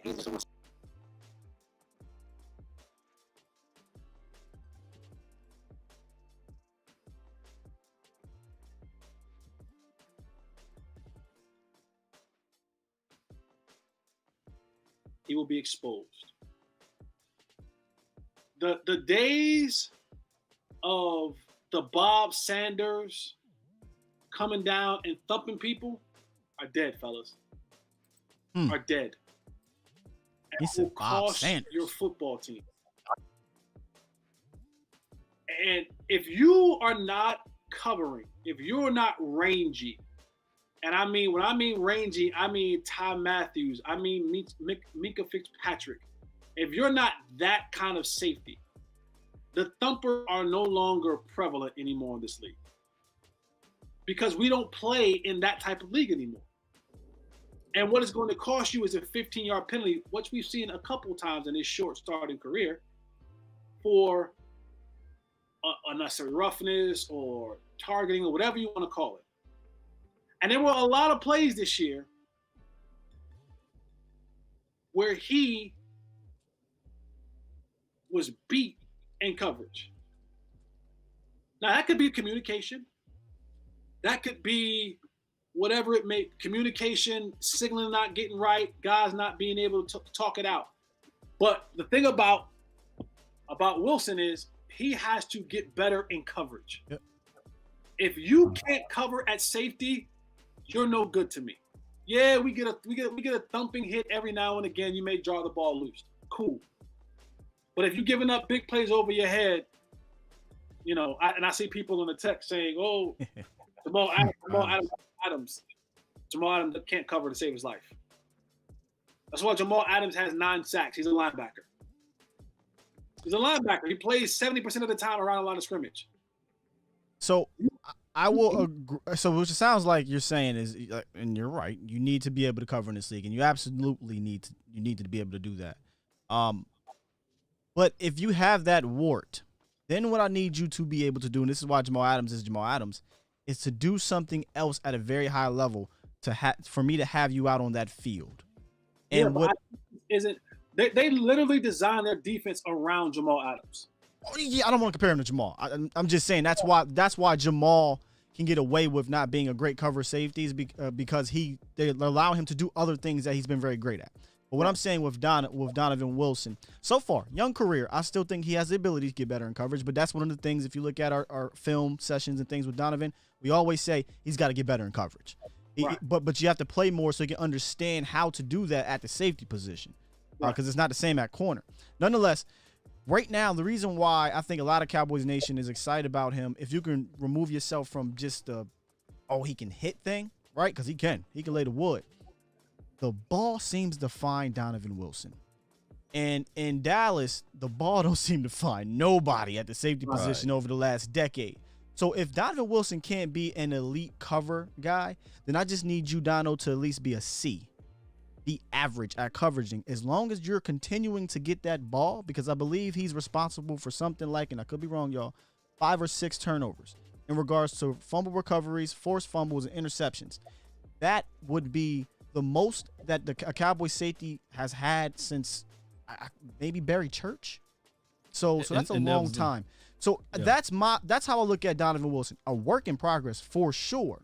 Okay. But he has some traits and some playmaking ability to him that I can say, okay, maybe if I utilize him in that manner and then pair him with that coverage guy you so covet, Jesse, and everyone really covets back there, maybe I could work with that. But you really had me thinking here, because you said that era of those guys are done. So I'm thinking in my head, no Cam Chancellor, no Bob Sanders anymore. No offense to Sean. Sean did everything. Rest in peace of Sean Taylor. But that physical type of presence, it's just, I'm like, damn. And I could be wrong. I'm off the top of my head, I can't think of the Cam Chancellor types anymore. And y'all let me know in the chat. You let me know, Jesse, how many of those are running around now? I'm having a hard time thinking of that. This is what I'm going to say to this. I feel like if you get a dog free safety, it's going to make Donovan Wilson better. And I feel like he is a little versatile. I don't think his strong suit is coverage. But I will say this, he played 379 snaps at free safety, and he played 220 in the box. Isn't that out of necessity, though, James? But I'm just saying it shows that he can be versatile with it. I'm not saying he's a dog in coverage, but I do feel like if you get a really good free safety, it's going to make Donovan Wilson even better. Right. Because now what you do is to exactly what Sky was saying. Because now I have somebody that can back there that can cover. Now I can say, okay, Donovan, you do these things very well. I feel like do what he does best. Get me a guy where he ain't got to worry about that and let him do his best thing. Go ahead, what do you think about that, Jesse? But before Jesse go, but at minimum, I think that you can get out of Donovan Wilson, and I'm glad that you mentioned this guy, Barry Church. If Donovan Wilson can at least get to the coverage range of a Barry Church, and if he can continue to hit like a J.J. Wilcox, maybe you have somebody in between those two. Don't mention his damn name. Trust me, Donovan Wilson can take better angles in coverage better than J.J. Wilcox. But I'm talking about that hit element that Donovan Wilson brings to the table is very similar. That surprise, I'm here, type of hit. And we saw how beneficial that was when we had a guy like a J.J. Wilcox who took Odell Beckham out of the game one time. And he did the exact same thing against Minnesota. He took that running back kind of like out of the game. So if we can get that out of Donovan Wilson and pair him up, maybe if the Joneses go out there and finally put some investments in safety, bring in a Justin Simmons, or go out there and draft a safety, maybe, just maybe, we can see a better secondary as it relates to the middle of the field. And I look at, because a lot of times you build your team on how to win your division. Facts. The team is kind of built on how can we win and dominate our division. And I start looking at a guy like Donovan, and what the Cowboys will have to face in the next couple of years, right? You got Thomas, who's down there at Washington. He's coming along as a big, physical, kind of playmaking tight end. You got Evan Ingram. I mean, he can run, he can play. He can't catch to save his life at times. Then Philadelphia is probably going to bring in another receiver / tight end. They might go get the Kyle Pitts kid from Florida. Mm-hmm. Imagine having to deal with a guy like that, and you don't have the proper cover safety to go out there and cover him. Mm-hmm. Right? So it's like, and that's the big thing for the Cowboys. It's how can I get that back end support? How can I get the back end support?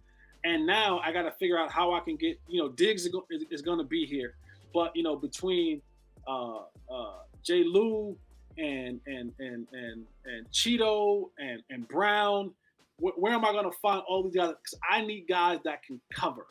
Mhm. So this is a passing league where we used to have one or two quarterbacks throw for 4,900, 5,000 yards. We got 5 or 6 of them now, right? Everything now, all the numbers are way through the roof. The scoring is up. The points per game is up. Everything is up. And it's because it's become a passing league. And so now you look at, Daniel Jones, he may get better in the next year. I don't know what they're going to do in Washington as far as a quarterback. Hell, Jesse. We're going to do a quarterback in Philadelphia, but it's going to be a passing league. So you got to be able to go out there and defend not only outside, but also control the middle of the field with that safety. If you plan on getting further than just winning your division, you're going to have to deal with the Russell Wilsons, the Patrick Mahomes, the Josh Allens now, the Aaron Rodgers. Heck, this year would have been Tom Brady, but it won't be for long. But you get the trend, right? You're going to have to deal with likely a passing quarterback who can throw that rock. It's a very fascinating conversation. It's because as a fan, right, we've been all on the Donovan train lately, and we all mostly believe that, hey, he can be a cornerstone type of guy if he improves in certain areas. But to hear it from your perspective really got me thinking, like, yeah, I mean, he basically is more of a umper type of guy. It is true, because you can put on the tape. You don't want Donovan Wilson in coverage, manned up on anyone. Right now, I don't think he's great in zone because he gets lost a little bit, but that's something that you hope he can improve on. Right, man. But how much time do you need him to improve on that? You need to improve on that. And so my next part about that is the Cowboys need to stop playing that safety. # stop playing.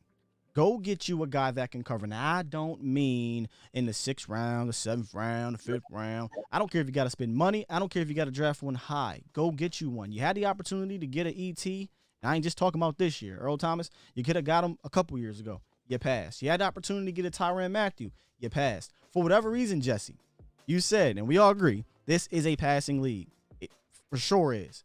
Why this franchise seems to not see that and operate backwards is mind-blowing to me. And the reason why I say they operate backwards, they don't value the safety position. They value the running back position way too much, and they pay the linebacker. This ain't 1992, Jesse. It's 2020. But Jesse, just tell them it's hard to stop shopping at TJ Maxx and Marshalls. You see that deal in there, you say, man, this jacket, I can get it at Marshalls instead of going to one of those nice upscale type of store. So I think that's what's going on with the Joneses. They love going to the Burlington Co-Factor. They love going to those TJ and Maxx places. That's just how it is. But only for the defensive players, though. On the defensive side, yeah. Don't look on offense. On offense, they go to the custom. They call up the tailor and say, hey, we need something sweet. We need something nice. But on defense, they go, let's go down to the Goodwill, see if we can't dust something off the shelf down there. And you're right. This team has never been one who has coveted the safety position. And I think as much as people want rush ins, I look at Bill Belichick. Yes. Bill Belichick I love function. that analysis. Yes. No, if I can cover, I can create pressure. If I can cover with 4, I can create pressure with the other 7. But if I got to keep committing more guys to come, and if you watch, Brian Flores is in Miami, it's the same thing. Byron Jones, Xavier Howard.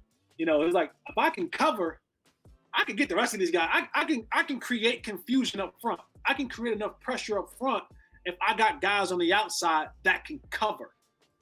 And for me, I'm like, if we got guys who can cover, I can create the pressures. I can create the mismatches. I can create the confusion up front with the rest of the guys. But I need to be able to say, yo, y'all 2 on the island out there, or hey, you on the island, you other guys, I'm gonna have, and to actually be able to cover. The Cowboys haven't done that, and thinking backwards, they're thinking, well, I'll just keep trying to create pressure with the guys up front.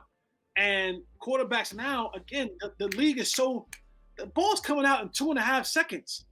And And they're not even really putting an emphasis on the guys up front. They shopping at Walmart. Oh, no offense to Walmart. They shopping at, the dollar store up there too. Jeremy Menzies and you know what I'm saying? And Nick Hayden's and you see the defense. There's no emphasis put up there, guys. There really isn't. They went and tried to get the Taco Charlton in the first round. That ain't work out. And they paid DeMarcus Lawrence, who was their biggest hit. But if you really, really think about it, they're not putting any real emphasis on the back end or the front end of the defense. Like you said, everything's going towards the offense because I feel like they feel like the offense, you're going to a big ball, a nice ball. So I got to get, like you said, go to the tailor and get suited and booted. Whereas the defense, they going out at night and they putting on that overnight gear, with the slides and the hoodie and the sweatpants. They ain't worried about what they look like because they know they're going to get it. You know what I'm saying? So I feel like that's what they're doing on defense. They don't really care what it look like because their offense is going to score 40 points. That's the hopes. Crazy, man. And you got me going down that defense. Now we're going to talk about everybody, but I'm going to put a pin in it. Put a pin. I'm going to put a pin in it. Going to put a pin in it, man. Hey, Jesse, real quick, man, how did Jesse's holiday? Holley's helping hand. I always get all the majors. Holley's help. How was that this year, man? It's fantastic, man. Thank you for bringing that up. Thank you to all those you guys who donated, all the listeners who have donated, man. It was fantastic. It was different this year. We worked with an orphanage. I don't call it orphanage anymore, but it was an orphanage, so to speak, here in the DFW area, and we 36 kids, and all these kids range from 6 months all the way up to 14 years old, and these kids are they're in foster care, and so they're in these different placement homes, and placement homes are basically, hey, you're gonna live with this family in hopes that someone comes and gets you. That's basically what it is. And so a lot of these kids didn't have. And through donations, and man, we were able to give Christmas to 36 kids. Wow. So it was great, man. And actually this year, 36 is the most I've ever done.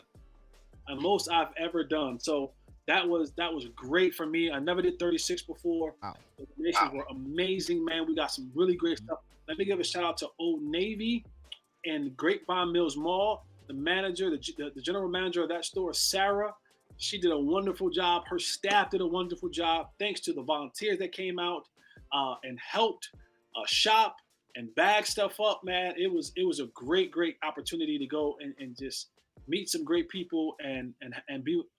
Just do good, man. Yeah. I just want to do good. And it was great. It was great. And so hopefully I want to do 50 next year. I want to do 50 kids next year. So let's go. I'll be coming to you guys, for your support and your platform and your fans. Because it was a great thing, man. And hearing all the messages back from the kids through the organization, it was just like, man, this was great. We loved it.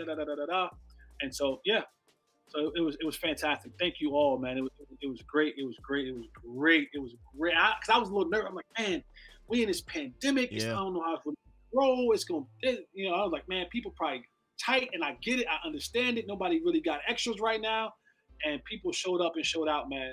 And it was fantastic. And those kids were blessed, and I was blessed to be able to be a blessing to those kids. Thank you guys. I appreciate that. Ain't no problem. I got a question. Is this year round or is it just at specific times? So the big event that we do is the Christmas event. But there's all other little small things that I do throughout the year. You know what I'm saying? Where needed. Like this is like the crescendo of the year is the big Christmas event. So I do little things. I'll do scholarships sometimes. I'll do like $1,000 scholarship sometimes. I'll raffle stuff off. I do. Last year we cleared lunch debts nice. to local school systems. We did feed the homeless. We did blanket drives. So we do little things like that throughout the year. But the Christmas is just a real big crescendo to the year, and it's one that Christmas is my favorite holiday. So it's one that I really just like. I just like being a blessing during that holiday. It makes me feel real good, man, that you do that and helping to contribute to that. And I'm more than willing to help as long as you got this going on, man. Yeah, I appreciate it, man. You guys, I do. I really do appreciate that. All right, it looks like the Illuminati Echo God's gonna come back. So I'm gonna press this button, just. I don't know what else to do. Thank you guys for rocking out with us. I don't know what's happening with the echo, man. Hey, Jess, we'll holler at you for a few seconds after the show, but appreciate everybody, all the subscribers, all the listeners. Make sure y'all run this back if you did not listen to the whole thing. Jesse was fired per usual, man. Late night hype, y'all. Peace.